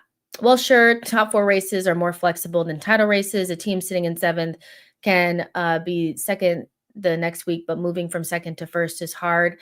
Yeah, no, it's just early. Like, no matter how you try to slice it, no matter how you try to slice it and dice it, there's never been a time where the title race, no matter how far or close the people are, has been done in October. It's never been that way. I don't know why Arsenal fans are so gullible and get so comfortable so quick. It's a long season. It's still our year. We've never been more prepared.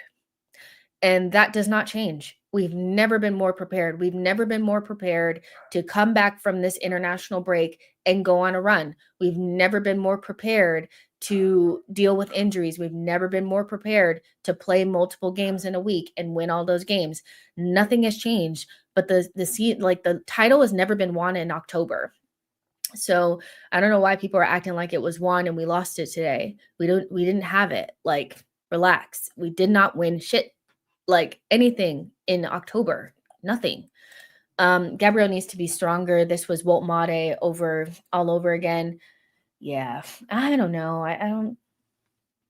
I think Gabriel and Raya were bad on that second goal. I need to watch it back again. I don't want to, but I need to watch it back again. I didn't like it. I felt like they should have dealt with that. What was that, like first of all, we let Brian Barbary score. It wasn't good. Not good. Can't blame Gabriel. Raya came and missed it big time. Gabriel did what he could. It was not a clear-cut chance. Raya holds that one. I'm okay with Raya holding it. I don't really agree with acting like our players are not capable of defending for 4 minutes. You know, it just should have been better. Like, the fuck is that defending? It's terrible. Burmese says, not gonna lie, I'd rather have a smaller margin and win the title than to be 8 points clear and capitulate. Like 22-23, still scarred from that season. I just think, 2 points, 5 points, 8 points, whatever. It's never done in October. And we just need to stay, should I say the word? Stay humble? Like, let's just relax. I know the best result tomorrow is City Liverpool draw, but what do you think it's going to happen realistically? Realistically, I think Liverpool lose. Realistically, I think City will win it. I think they're on a little bit of a high moment right now. They're playing well. And I haven't been super convinced by Liverpool in their last 2 games. I know that they've looked better, but I also think that this is going to be the first time in the last 2 games where they're going to play against a team that's probably not going to play straight into their hands. I think Real Madrid were really smelly, and I think Aston Villa played into Liverpool's hands a little bit. And so, they're going to be going away to the Etihad. They don't win there very often. Nobody wins there very often. And so if they draw, that would be really, really good, because I do think City probably will win the game, unfortunately. The Haaland effect, he's decisive for them. So, yeah. We'll see. A draw would be great. I just don't Liverpool just I don't see. Lucas says, I do think it will be a 1-1 or a 2-1 City. City probably win. I can see Marmoush late winner. Realistically, it's a draw, and the game can go either way. Madrid game was a boost for Liverpool, and City are very good at home. I think we'll know everything we need to know by the way both managers play against each other, because we've seen both of them be really kind of cagey against us. I wouldn't even call what Pep did against us cagey. He literally parked the bus. The Liverpool City game was very cagey. If it's cagey, I think it could be a draw. But I think if they just play against each other, I think City will win it. So, yeah. Draw is the best for us. City play 4-5-1, sit deep, wait for spaces, and then hit Haaland. Somehow it works. To be fair, a draw would be nice even if we won today. 2-2, these 3 results. I think Liverpool may pull off a smash and grab win. I wouldn't mind that. I think still I would prefer Liverpool chasing us than City. But yeah, I actually think potentially let's look at the table again.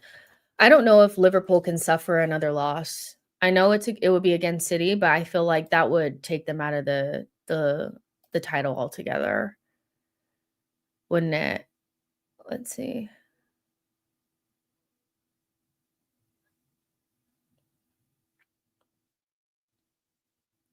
Yeah. They'd be like 8 points behind us if they lost tomorrow. I just don't see them being able to catch up from there. 8 points is pretty big, and I think they will have lost, like, 5 games already. I know that, one of them is against City away, but that's tough, that's really tough. So, yeah, I'm going for I would love a a little draw. That would be nice. That would be real nice. That would be real nice. Worst result for us is a City win because we play Liverpool at home, City away. Yeah. Liverpool can't lose, and Van Dijk have a good record against Holland.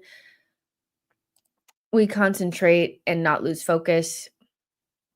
Pep didn't want Gyökeres running wild, and his team can't play at our intensity after 5-1. He said counterattack. We shouldn't wait other people's results. I mean, we have to wait for other people's results. We already played. Mac L says a draw would be perfect, or Liverpool win would be all right. Gives us some distance. Yeah, I think we know what result we need. I just feel like that's the least likely result, just because it's at the Etihad. If it was at Anfield, I would feel a lot different, So I just have to see how the chips fall. 8 points behind at this point is not out of the title. It's Liverpool, and they have not kicked into gear yet. I mean, 8 points is not out of the title race, but that's really difficult when you've already lost 5 games. And also, they're not City. Like, Liverpool to me are not the same as City. They could maybe click into gear, but the gear that you guys are talking about them clicking into is not something that we've seen before. The 2 titles that they've won, it's basically been a one-horse race by January, so I hear you, but I think City, if they're 8 points behind, they're definitely not out of it. Liverpool, it's a little bit more difficult. We spent $1 billion to have the squad we have. Injuries is a part of the game. Injuries is no excuse after $1 billion spent. I don't think it's an excuse because we still expected to win today, but it's a reason. I think there's a big difference between an excuse and a reason. An excuse excuses something. A reason is an explanation for why you may not have played as good as you played. So I think people have to like understand that when we're talking about why things may have happened, saying that people look tired is not an excuse. It's just a reason why maybe they didn't play as good as they could have played. It's not excusing it because we still expected to win and should have because we were 2-1 up. Like, not everything is an excuse. Sometimes it's just a reason. It's just a reason. Broom says Sunderland squad costs roughly the same as Declan Rice. It's not about the squad amount or injuries or anything like that. We just didn't play good enough, and we drew. Like, I don't think even anybody in the chat is really excusing, because again, think about the source of the word. Excuse. We're not excusing it. It's still not good enough. But what do you want me to go? What do you want me to do? Go fly to London? And what do you want me to do?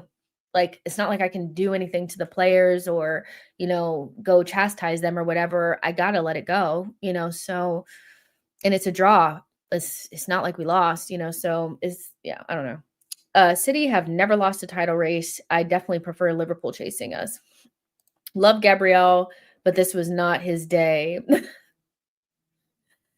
I don't know why that's funny. Funny. We assuming or hoping Arsenal will not drop more points, especially with the next run of games. The league is not won before Christmas. Remember, we led 90% of the season and still lost it.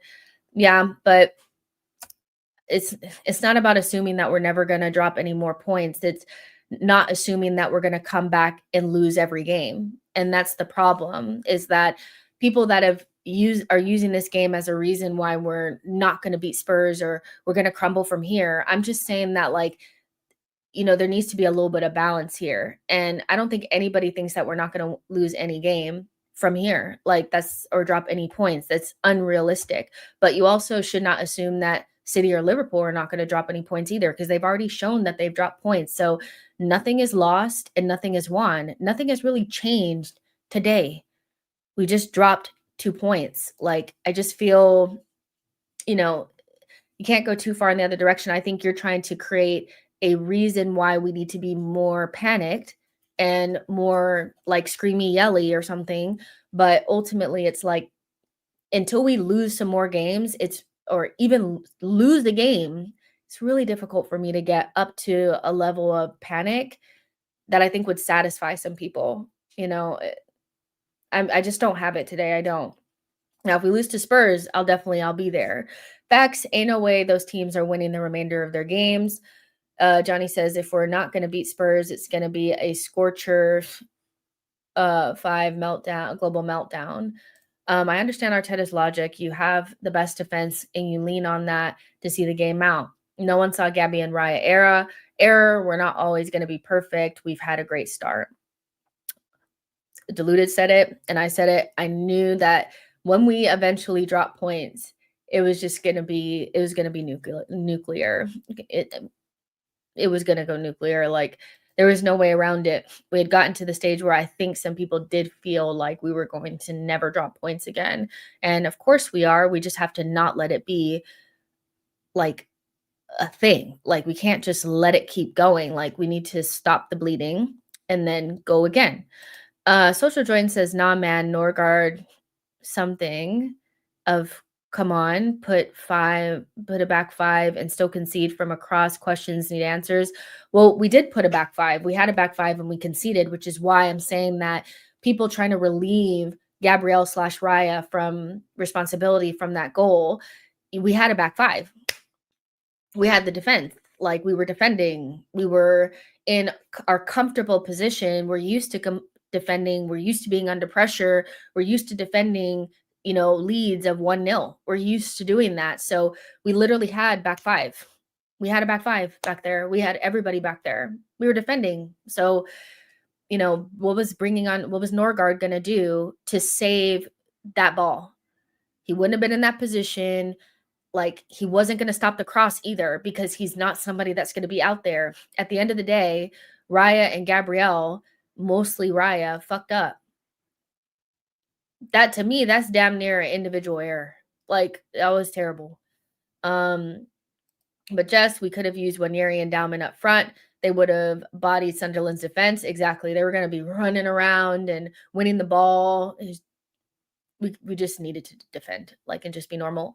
I'm more concerned about the composure to close games out. I mean, if you're concerned about our ability to close games out under pressure, when I think we won like several games by 1-0 recently, and we've had 8 clean sheets or some shit in a row, it's getting to the point where, are you believing that what we did today was who we are, or what we've been for the entire season is who we are? Because if you're choosing just this game, it's almost like there's more evidence of us being able to close out games and to be defensively solid and to get clean sheets and to be reliable defensively than the latter. But it almost feels like, okay, well, this is who we are. I told you, fuck it. We're not good. We have no composure. It's one game. It's one game where we didn't have the composure that we needed. One game. It's just one game where we didn't have the composure that we needed. And it wasn't like, again, a reason. It's not like you can't see that they were gassed out. It's not like you can't see that we've had loads of injuries and that we haven't been able to rotate as much as we wanted to. That's all I'm saying. Mascara probably doesn't do what Gabriel did there. He has these moments when I don't know why he jumps before the ball comes there. It's weird. Luckily, he does it on rare occasions. We have a big squad now. We need to have more substitutes every game. Well, players need to come back. We have the big squad, but we also have the second most injuries. So if you can't see that, when Arteta looked at the bench, he saw 2 18-year-olds and a 15-year-old, and maybe 3 18-year-olds, and was a noose on the bench as well. It's like it's not like there was anybody there. Y'all calling for Norgard is real suspect. I'm not gonna lie to you. Norgard wasn't gonna do shit. They needed to be better defending that individual moment. That was it. We got a point. Champions are not crowned in November. Onwards and upwards. Natty, 100%. What baffles me is that we didn't rely on what we're best at, defending. We were literally less than 5 minutes away from winning. Also, poor Deck. He looked terribly exhausted in those final minutes. Yeah, we definitely looked gassed, and I think we were trying to rely on our defense, and unfortunately, there was an error back there, and we just have to hope that it doesn't happen again. Um, let's see. Bottom line, at the very least, we should have had another goal before the mistake. That game was tight in the second half. We definitely should have scored again. I think we had too many chances where people didn't hit the target. Zubamendi had one that I can remember. Saka definitely had one where I'm like, it's even on your left foot. Just get it on target at least. And Eze in the first half. So we probably should have been 3-1 up at some stage anyway. Elmatic says, who in the chat called for Norgard? He's mediocre at best. There are people saying that Norgard and Ethan should have came on, and I'm just like, nah. IR says, we win Spurs and we forget all this. And I think it's worth thinking that we're gonna beat them versus being negative and saying that we're not. Just at least to get you through international break, because international break is going to be long. So there's going to be a lot of dooming. I know I don't really want to participate because I love myself and I don't want to send myself into a mental health spiral, you know. Saying that about Gabriel, he probably has 40% of the fault, Raya 80%, or sorry, 60%. If you get out the goal, you better get the ball. It's just an ironclad rule. Yeah, I look at it and I see both of them. It's clumsy and sloppy to me, and it's something that we should deal with and that we usually do deal with. We were again uncharacteristically sloppy at times, and I just think the injuries and the amount of games caught up with us. We were due a bad performance, and we just could not scam it the way we needed to scam it. Like we needed to scam it because I said it before the game. If we win, it's going to be ugly and we're probably going to scam it. I just did not see how we were going to get through this game with, them fully rested. It's their cup final or a huge scalp at home, City of Light or Stadium of Light, all that stuff. It was just a lot of stuff. And we could see that we were kind of like, just kind of needing to get to international break. How many times did we say we just need to get to international break? And we almost got there. We were so close. I'm less worried about the draw this season than last season. Race is not with Spurs. Race is with City and Liverpool. Some peeps need reality checks. Spurs are out 11 players and they are not in the title race. We just need to beat Spurs. We just need to beat Spurs. That's it. Had Raya stayed on his line, it's an easy save, but we were defending poorly. Spurs gonna feel us when we come back from international break. What do you mean by that? Those last minutes needed all the fridge units, Norgard, Mascara, Hincapié, all of them needed to come on. One sub don't make sense. KDB scored similar goal 3 seasons ago in the title race. I thought it was the moment for Leo, shaking my head.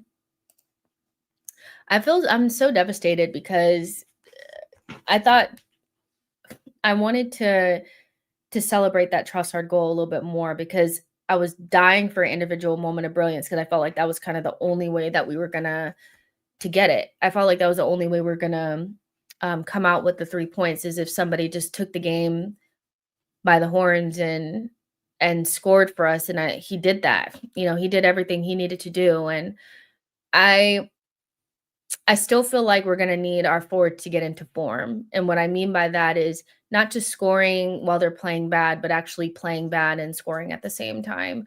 And I think when Trossard's probably been your most consistent performer this season, that says pretty much all it needs to say.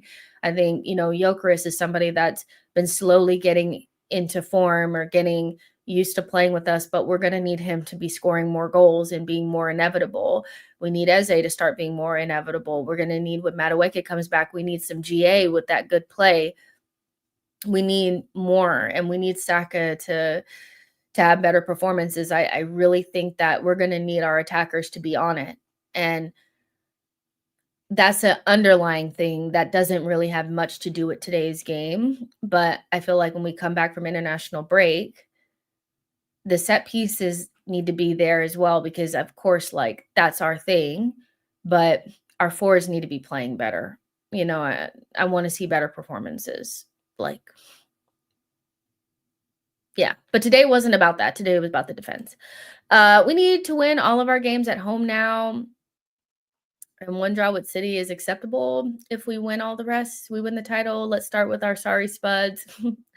0.05 XG. Let's actually check our XG today because I'm sure it was pretty decent. And it doesn't really matter because we didn't win. Like, I know it's like we don't really want to look at scores and stuff, but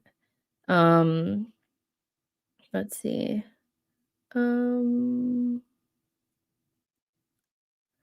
2. We were good for it. We had 4 big chances, 2.09 XG. They had 0.4. That just shows you, like, how bad we were defensively. It's that they got a couple little, like, half chances, kinda shit, and they put those in the back of the net, and we had 2, and we put those in the back of the net, but we had some other little half chancey things that we could have probably put in the back of the net. So, yeah, we should have scored another goal, and yeah, all 3 attackers had a goal or an assist. Only Eze was not that inspired. I don't know why you lot think Spurs will be easy. It just won't. Spurs, Frank will all of a sudden be sharp. I mean, I think we just need to win it. And like, I don't know if they think they're gonna be easy. It's just we need to win and we're better than them. So yeah, that's pretty much it. I'm not gonna get into, "Oh, the Spurs are gonna be so hard," and all this kinda stuff. We just need to win and believe we're gonna win and be confident that we're a better team. It's like I yeah, we just need to win it, and I need to believe we're gonna win, and I think we're a better team, so it's just that simple. We're at home, and it's a must win. We have to beat Spurs regardless of today, even if we had won. Exactly, nothing has changed. Sunderland were inferior and clumsy, but relentless. Damn. I mean, they caught us on the right day. They caught us on the right day, and, you know, we were sloppy. Hoping our players aren't played crazy minutes on international duty. We need them to come back fresh and ready this festive period. Um, yeah, I mean, I need some people to act like they're injured. Sorry, like, that's, like, another thing is, our winter Christmas period is gonna be difficult, and the last thing we need is for players to come back from international break still tired. So, you know, the only players that I know for sure will not get arrested, never get arrested, are gonna be Saka and Declan Rice. But, if they just suddenly got ill or tweaked something, I'd be happy about that, so that they could, and when I mean tweak something, I mean not for real, but, like, tweak something because Declan looked dead. If we don't beat Spurs, it's 2 back-to-back poor results. For a known bottle team, that's way less than ideal, so it's a much more need to win now. It's an absolute must. I mean, yeah, we just need to win, but there's no reason why we should be believing that we're not going to. Sunderland were in League One 3 years ago. Of course, they were inferior. You guys ain't grasping that Marino, and this setup will continue for another 3 games. We're gonna have more games like this. Okay, now you're spiraling, Social Joins. I gotta be honest with you. You're spiraling because Mikel has already said that he expects both Martinelli and Gyökeres to be back after the international break, and we're also probably gonna be getting back Madueke and Kai Havertz. So why, after 2 weeks, do you think that we're gonna have this exact same setup after the international break?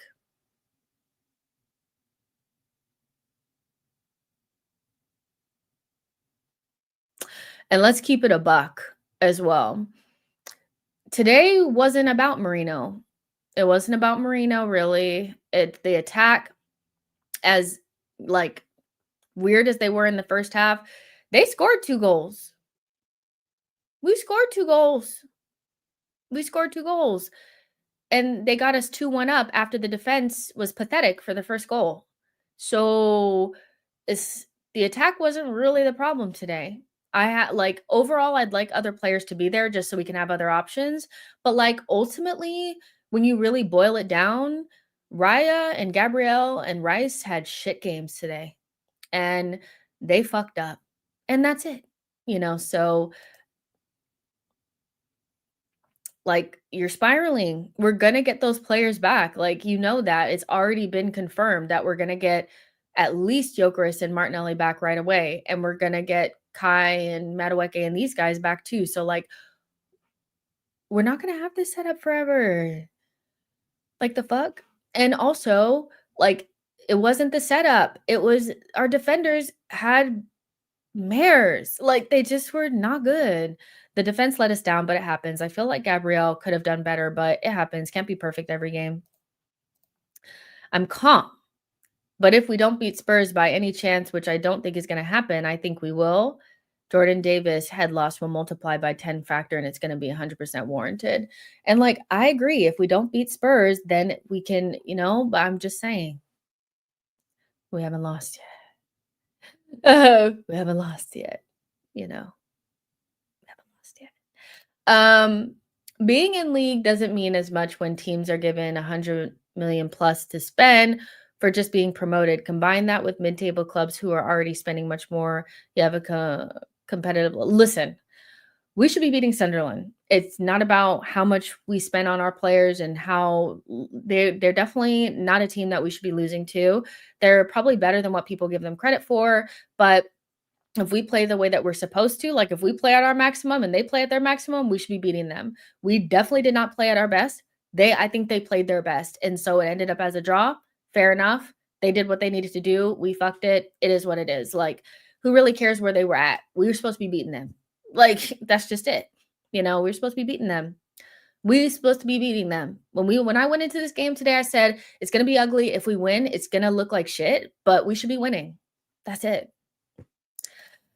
Raya made incredible saves today, and everyone is focusing on the one mistake because that's the mistake that cost us the game. I think that's normal. Raya did make good saves today, and I think two things can be true at the same time, that you can have good moments and still cost us the game. And I think Raya needed to make a connection on that, and so it just is what it is. Um, let's see. I think we can also forget about beating Chelsea's record, right? Yeah, we gave up 2 goals, and listen, it was always gonna be difficult. We really needed to be. You can't do what you did today, but the record is not really that important. What's important is we need to win something. That scrappy game was our worst scoreline this season for conceding goals. The injuries definitely hurt us. I want to be in a universe where Calla scores that winner at the end for F's sake. Oh my gosh, like, do you guys understand? Like, that was their cup final. Like, at the end of the season, Sunderland will probably be in 13th or 14th, and nobody will remember this, but they had a cup final against Arsenal in fucking November, and they nicked a point. Like, they were playing as hard as they fucking could, and it irritates me so much that it feels like every time we come up against someone, and this is not true, and I'm just being dramatic, but it does feel like sometimes we have too many people that have cup finals against us. Like, calm down. Johnny says, I didn't even see that Calafiori miss. I ended the stream after the mistake. Yeah, I mean, we could have still won it. We could have still won. I'm telling you, man, what do they have against us? It feels like they just get up. It's like, and I knew it too, like the way that they were looking and walking around, and like one of their players like hit Marino in the first couple minutes and was looking down on him all crazy. I was like, what the fuck? Like, I was like, they hate us. What do we even do? Like, I know you guys have 2 ex-Arsenal players, so like there's that tax, but like, at least we didn't give them their Brentford moment because, well, Chelsea did that. So there's that. Kimberly says, everyone against Arsenal, bruh. It feels like it. I'm just like, I just need you guys to like lay down and let us have the 3 points, but fuck. Yeah, Spurs is gonna be in it. Well, we're gonna go through a couple of cup finals, and again, I think we underestimate what it's gonna take to win the Premier League. I think It's a long season. We have to get to May, and we're gonna play a shit ton of cup finals because the truth of the matter is there's gonna be a lot of teams that would just prefer us to lose it and City to win it. And so they're gonna lay down and just like do whatever with City and just like play us to death and then do the little tweet at the end saying like, "We helped you out, City. Do you love us? Like, oh my God, kiss us. We love you." Like you just know that's coming. So there's literally no way that we're going to win this league without bumps and bruises. So maybe this was a good wake up call for everyone, fans and players included, that every game is a cup final. Every game is a cup final when you're Arsenal. We're not going to have teams like Spurs missing open chances to help somebody else win the league.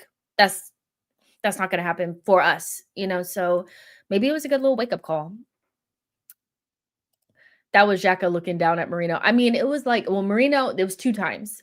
One of them was, I don't think it was Mukiele, but it was like one of the other like defenders, and he was standing over Marino. This is like first couple minutes of the game, not when Marino was like holding his head.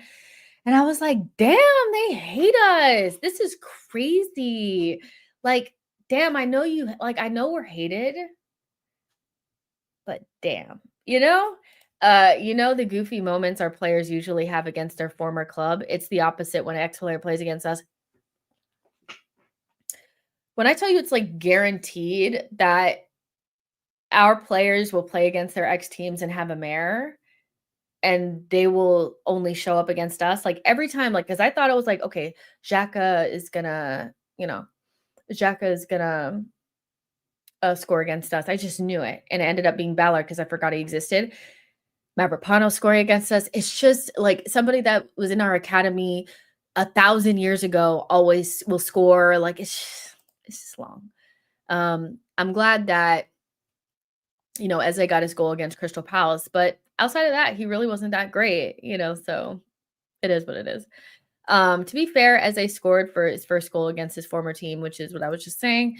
No one is going to lay down when we haven't won the league in 20 years. I mean, it's going to be like when we get down to when we get beyond like December, second half of the season, prepare for teams to be like trying their hardest. Like they may not have anything to lose or gain, like nothing to lose or gain, but they're going to be doing everything they can to bend over for City, everything, because nobody wants us to win the league. And that's just the reality. Every game is going to be a fucking cup final. But when you see them and they're playing as hard as they've ever played, because I'm telling you, Sunderland will finish like, at the end of it, they'll finish like 11th, 12th, 13th. Nobody will remember this game, but they did everything they could. Like, if we're gonna win it, if we win it, we will have deserved it. Genuinely. Like there will be no fully collapsed and no. We will have deserved it. Omatic says Eze has been MIA for most part. He needs to do more. I said this at the beginning of the stream, and I keep telling y'all this. That position is not easy. We'll be happy. Well, I've already seen people like very much so like flip-flop, but people cannot wait for Odegaard to come back. I'm kind of one of those. I think that position needs a higher touch player that makes themselves noticed and gets involved. I think also the fact that Saka is not getting the ball as much is due to that as well. And maybe it's not that easy to get Saka the ball, our best player, over and over in good positions, and maybe we shouldn't be taking it for granted. Ultimately, that position was never under threat. And I, for one, cannot wait for Odegaard to come back, and then we can put Eze on the wing again, and I think all will be right. By the time City plays Sunderland, they won't be the same Sunderland team we faced. When you play certain teams, really makes a difference. It does. And like think about Man United.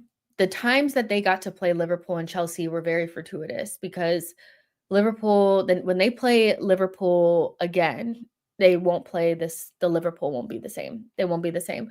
And Chelsea won't be the same. They literally caught both of those teams where they were going through weird times, so, and then those 6 points that they probably should not have gotten, put them in a position where they're probably better off than where they should be. So yeah, luck definitely plays a part. And that's why you kind of just have to pick up as many points as you possibly can and not really think about that so much. The form of different teams just almost be like robots, and I think for the most part we've done that pretty well. Whether they were in form or not, we've taken the points that we needed to. We just slipped up today, and that's it. Sunderland don't care either way about Arsenal. They don't give Arsenal a second thought. They care about staying up and beating Newcastle. No, they gave a fuck today. They will turn on Odegaard as well. We just don't play central football. Well, it's just funny because, like, I saw some people saying in the comment section that Eze was just doing what Arteta told him to do today, and that's why he looked the way that he looked. And I'm like, I mean, all of our players pretty much do what the manager wants them to do, right?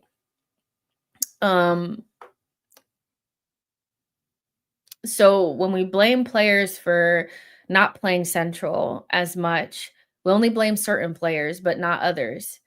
We don't really play central when we play against teams that sit in organized blocks. We just don't, and I think Arteta has made strides this season in playing more central when those blocks are not there. But Kate, like most times, if teams are really like tight, kind of sitting in, the Crystal Palaces, the West Hams, City, we just don't play central. We just don't, and so unless we hit them on the rare counter, it's going to be around the houses. And so you need players to play outside of the block and be able to move the ball fast and get the ball to the feet of players that are going to make a difference. And I feel like that's why we're kind of struggling at times, is because we need more feet and we need more players that get on the ball and are okay with making things happen. And I feel like that's where Eze is struggling just ever so slightly, but it's more of just needing to get used to playing our way, but also people recognizing that he's not going to play the role the same way as somebody else. And he's also not a player that played midfield for Crystal Palace, and you played yourself. Like, he did not play midfield for Crystal Palace. They played a completely different system. He was more on the wing or in the left half space, and he's not playing there for us. And so your expectations were probably misplaced anyway. As a criticism is uncalled for, in my opinion. CP play totally different style of football. The only reason why I kind of won't let it off the hook and it needs to be spoken about is because people used as a stick to beat like Odegaard with. And yeah, I can't personally, I can't let it go. But yeah, and I love Eze. Like, I just knew he wasn't going to have the same effect in midfield, and why I kept saying that he'd be better on the wing.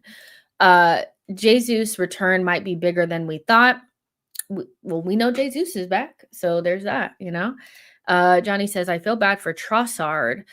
His best game of the season ended in shit. So painful, I swear. Sunderland probably lose the next game. These teams always turn up against us, get rolled the next game, pisses me off. Eze had a free roll at Palace. I mean, it just is what it is. Like, you can hit it, slice it however you want to, that he had a different role and this and that. He's just not going to have the same effect in midfield as you guys thought that he was going to have, because we just are a different team. And we play against teams that play totally different against us. They don't underestimate us. They flood the midfield. It makes it much more difficult for you to get those central positions. It's just, and you have to be really confident to get on the ball and crowd scenes. It's just a different vibe altogether. And ultimately, I do think that this will make people appreciate Odegaard a little bit more. Because when we get him back, I think we'll play better. And I think we'll just be better, and the midfield will gel a little bit more, and then Eze can play on the wing, and that'll help us too, so yeah, it just is what it is. Shamaria says, laugh out loud, people think they're slick. First they were saying Eze is our new 10, now they're saying Eze is left wing, which I always thought anyways, and it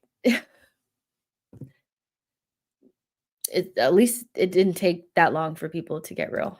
And it's not about Eze not being a great player. Like, he just, I just think he needs to get used to playing our way. And, he's always been a low touch player. And I think he has good moments. And those moments were always like things that we felt like we were missing.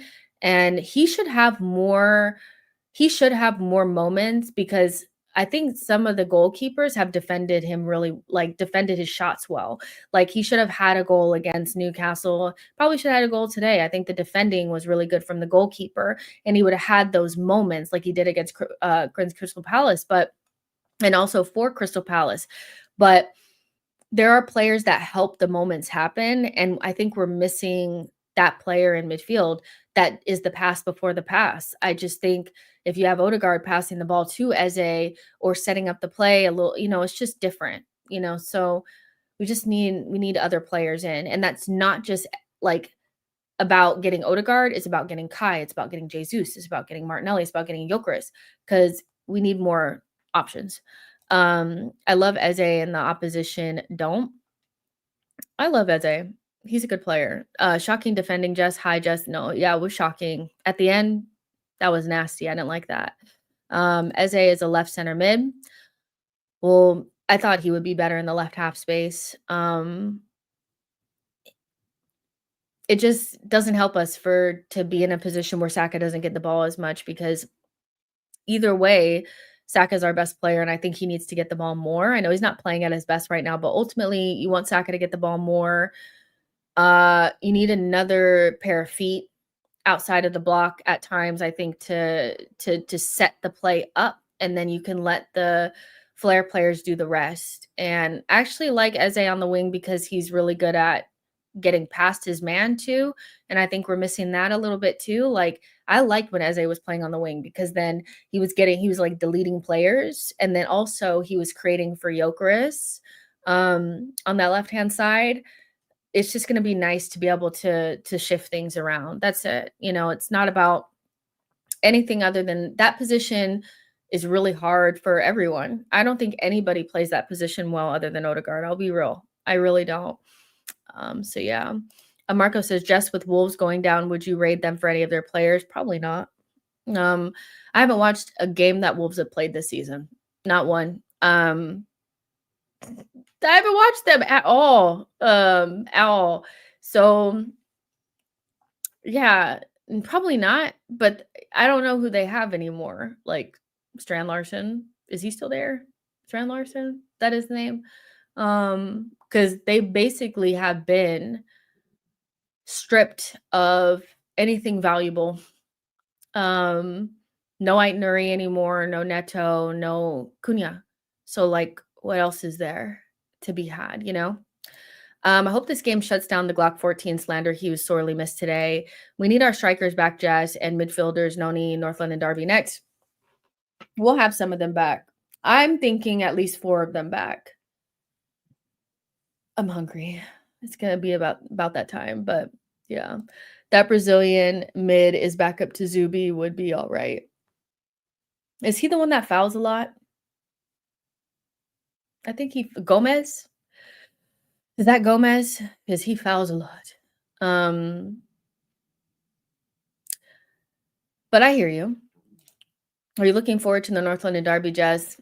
Not right now. Like, we just played, and I'm looking forward to a little 2-week break from Arsenal, if I'm honest, because it's a long season, and I enjoy my little international breaks a little bit. I kind of only wish that we could play it tomorrow so that we could get a win and rinse the nasty feeling off from dropping points. But, I think I'll be more excited if I see that other players have come back, and I think they will come back. So yeah. Yeah, kind of, but not right this second, if that makes sense. Like, I could wait. Players tend not to blend in with us because we're not relying on individual brilliance. In a way, everyone's got a chance to shine depending on the game. I mean, like 10 of our players have scored. I guess so. I can see that. Needed this live, man. My head was on Mars. Now I feel calm. I'm glad, because I feel like, at the end of the day, I get the frustration, and I am frustrated. I may not be showing it outwardly, but I am really frustrated with the way that we gave away those 2 points. And it was so uncharacteristic that it really just took me by surprise. I couldn't believe it, that's the way that we conceded either goals, But it was a draw and the run that we have gone on was and like I couldn't have dreamed that this is the run that we were gonna go on after the City game. So I just wanna give them the benefit of the doubt and wait until there's a moment where I need to panic before I fully press the panic button. Some people have to press the panic button because they haven't been able to panic for a couple months now, so they need to get their clicks in. I don't need that, so I'm chilling right now. But if we don't beat Spurs, then yes, we'll have some real conversations. But right now, it's okay to be calm. I'm okay. Jess, we were one player out from our last start. One player out from our last start? What do you mean? Hey, can you stop? You're making loud noises. Today both wings scored. I don't know if we missed Gyökeres though. Sunderland would always play like that. Yeah, I don't know. I I get it because we would have had somebody that pressed a little bit better and maybe occupied the center packs better. I think we wouldn't feel like we missed Gyökeres that much. A lot of things we would feel differently if Raya/Gabriel would have done better on that cross. I don't know if I feel as strongly about him changing that game that much outside of like the pressing. Well, no, I think we would have done a little bit better. Maybe we would have scored another goal. I don't know. I think we did miss him, but I don't think that's the reason why we didn't win. Does that make sense? I think you can miss somebody without that being the actual reason why we didn't win, if that makes sense. Because I don't think it was an attacking issue today per se. After the break, all of our strikers will be back. Do you think we'll have goals from the middle? Depending on who we play. I think when we play against Spurs, we're going to play against a nasty mid block. And so I think we'll be doing a lot of going out wide, crossing, whatever. So yeah. But maybe in other games, I just don't sense that a lot of teams are going to open up against us. So I think we have to get a little bit more comfy with the idea that a lot of our games are going to be a little stinky because we're going to play against a lot of deep blocks. That doesn't mean that we shouldn't be able to open them up or win games. It's just not the reality that we have very many teams just opening up. Like they know that if they do that, it's bones. Like they're done, So the best way to beat us is to sit in and be organized. So yeah. Do you see Arteta playing Kai and Gyökeres together? No, not really. Not really, because then he would have to drop one of Declan Rice, Odegaard, or Zubimendi. And as much as like, I don't think that that's realistic. Zubimendi is our 6. Rice is one of our most important players, and Odegaard is the captain. So the idea of Kai Havertz, because Kai Havertz would have to play in midfield, and we'd have to play the diamond, and we don't even have anybody in midfield unless you were to play Miles Lewis-Skelly. The only way that it would be viable to play that way is if Miles Lewis-Skelly played left back and then moved into midfield to finish the diamond, and then Kai could move into the tip of the diamond, but it's a lot of moving parts. And personally, nah, it's all right. Like, I feel like maybe if we need a goal, like Shamari is saying, like maybe if we're chasing a game, but I just think you kind of have to like play one or the other and make sure you have a midfield that's clicking. Because that's another thing is I don't think the midfield is quite clicked the way that we want it to yet. And it may never click. Like, I don't know. It may never click, but I think we're missing a little bit of chemistry there. So the third midfielder is going to make a big difference. So we'll see. Let's see. By the way, are you joining Robbie and Expressions and KG on helping Jamaica? No, I'm not doing anything with them, but I'll be helping Jamaica in my own way. Like I'll make sure that I do something on my own, but not with them because I don't really know them like that, to be honest. I don't know Robbie like that or Expressions or KG. They haven't, so I know they're probably doing something like you're saying, but I have other ways of helping Jamaica for sure. Social Join says if we had Gyökeres or any of our runners, we would have exits and release outlets. We had nothing. Yeah, we definitely didn't have as many outlets as we should have had, or we could have had. Chelsea now second place on the table with 20 points. We see what tomorrow brings with City versus Liverpool. Yeah. City versus Liverpool is a big game, so we'll see what happens with that. But yeah, I just miss having more. I just want to see us have more options, if that makes sense. Like, it just feels like we've been running Gyökeres, Trossard, Saka, and now Marino, Trossard, Saka for like 5-6 games now. I think it's literally been since the Olympiacos game, or no, West Ham. Let me look back.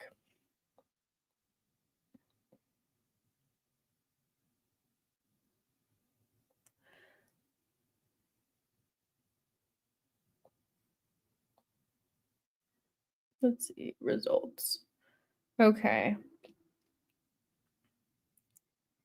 So Odegaard got injured against West Ham, right? So that was on the 4th of October. So we played 1, 2, 3, 4, or no, 4, 5, like 6 games with like the same kind of like group, and 2 of them wouldn't naturally be starters. So yeah. Can you do a hate along for the game tomorrow? Y'all know the watch alongs be so hard for me, but because you asked, Burmy, and you're a long time, member of the channel, I will do a hate along just for you. You better be there or you'll be in trouble. You won't, but make sure you're there. If I'm gonna have to sit there and watch this game on camera, you need to be there.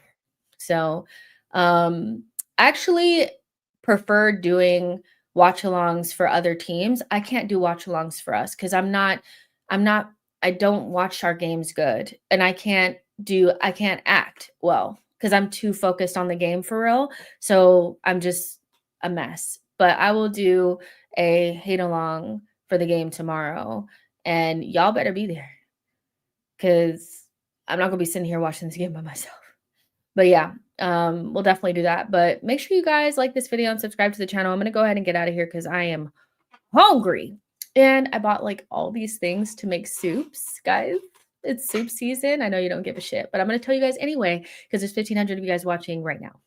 I bought all this stuff to make soups, and I made a leek and potato soup the other day, and it was amazing. So I'm gonna make another soup today. It's fall, it's winter, and this is why I love fall winter soups. So yeah, maybe I'll show you guys what I made tomorrow, even though it'll be 8 o'clock. But yeah, make sure you guys like this video and subscribe to the channel. Make yourself a soup, and I'll talk to you guys in the next one. Bye, guys. Oh, okay. I think I'm gonna make Italian penicillin. Look it up. It's like the pastina. Let's get away. Okay, bye, guys.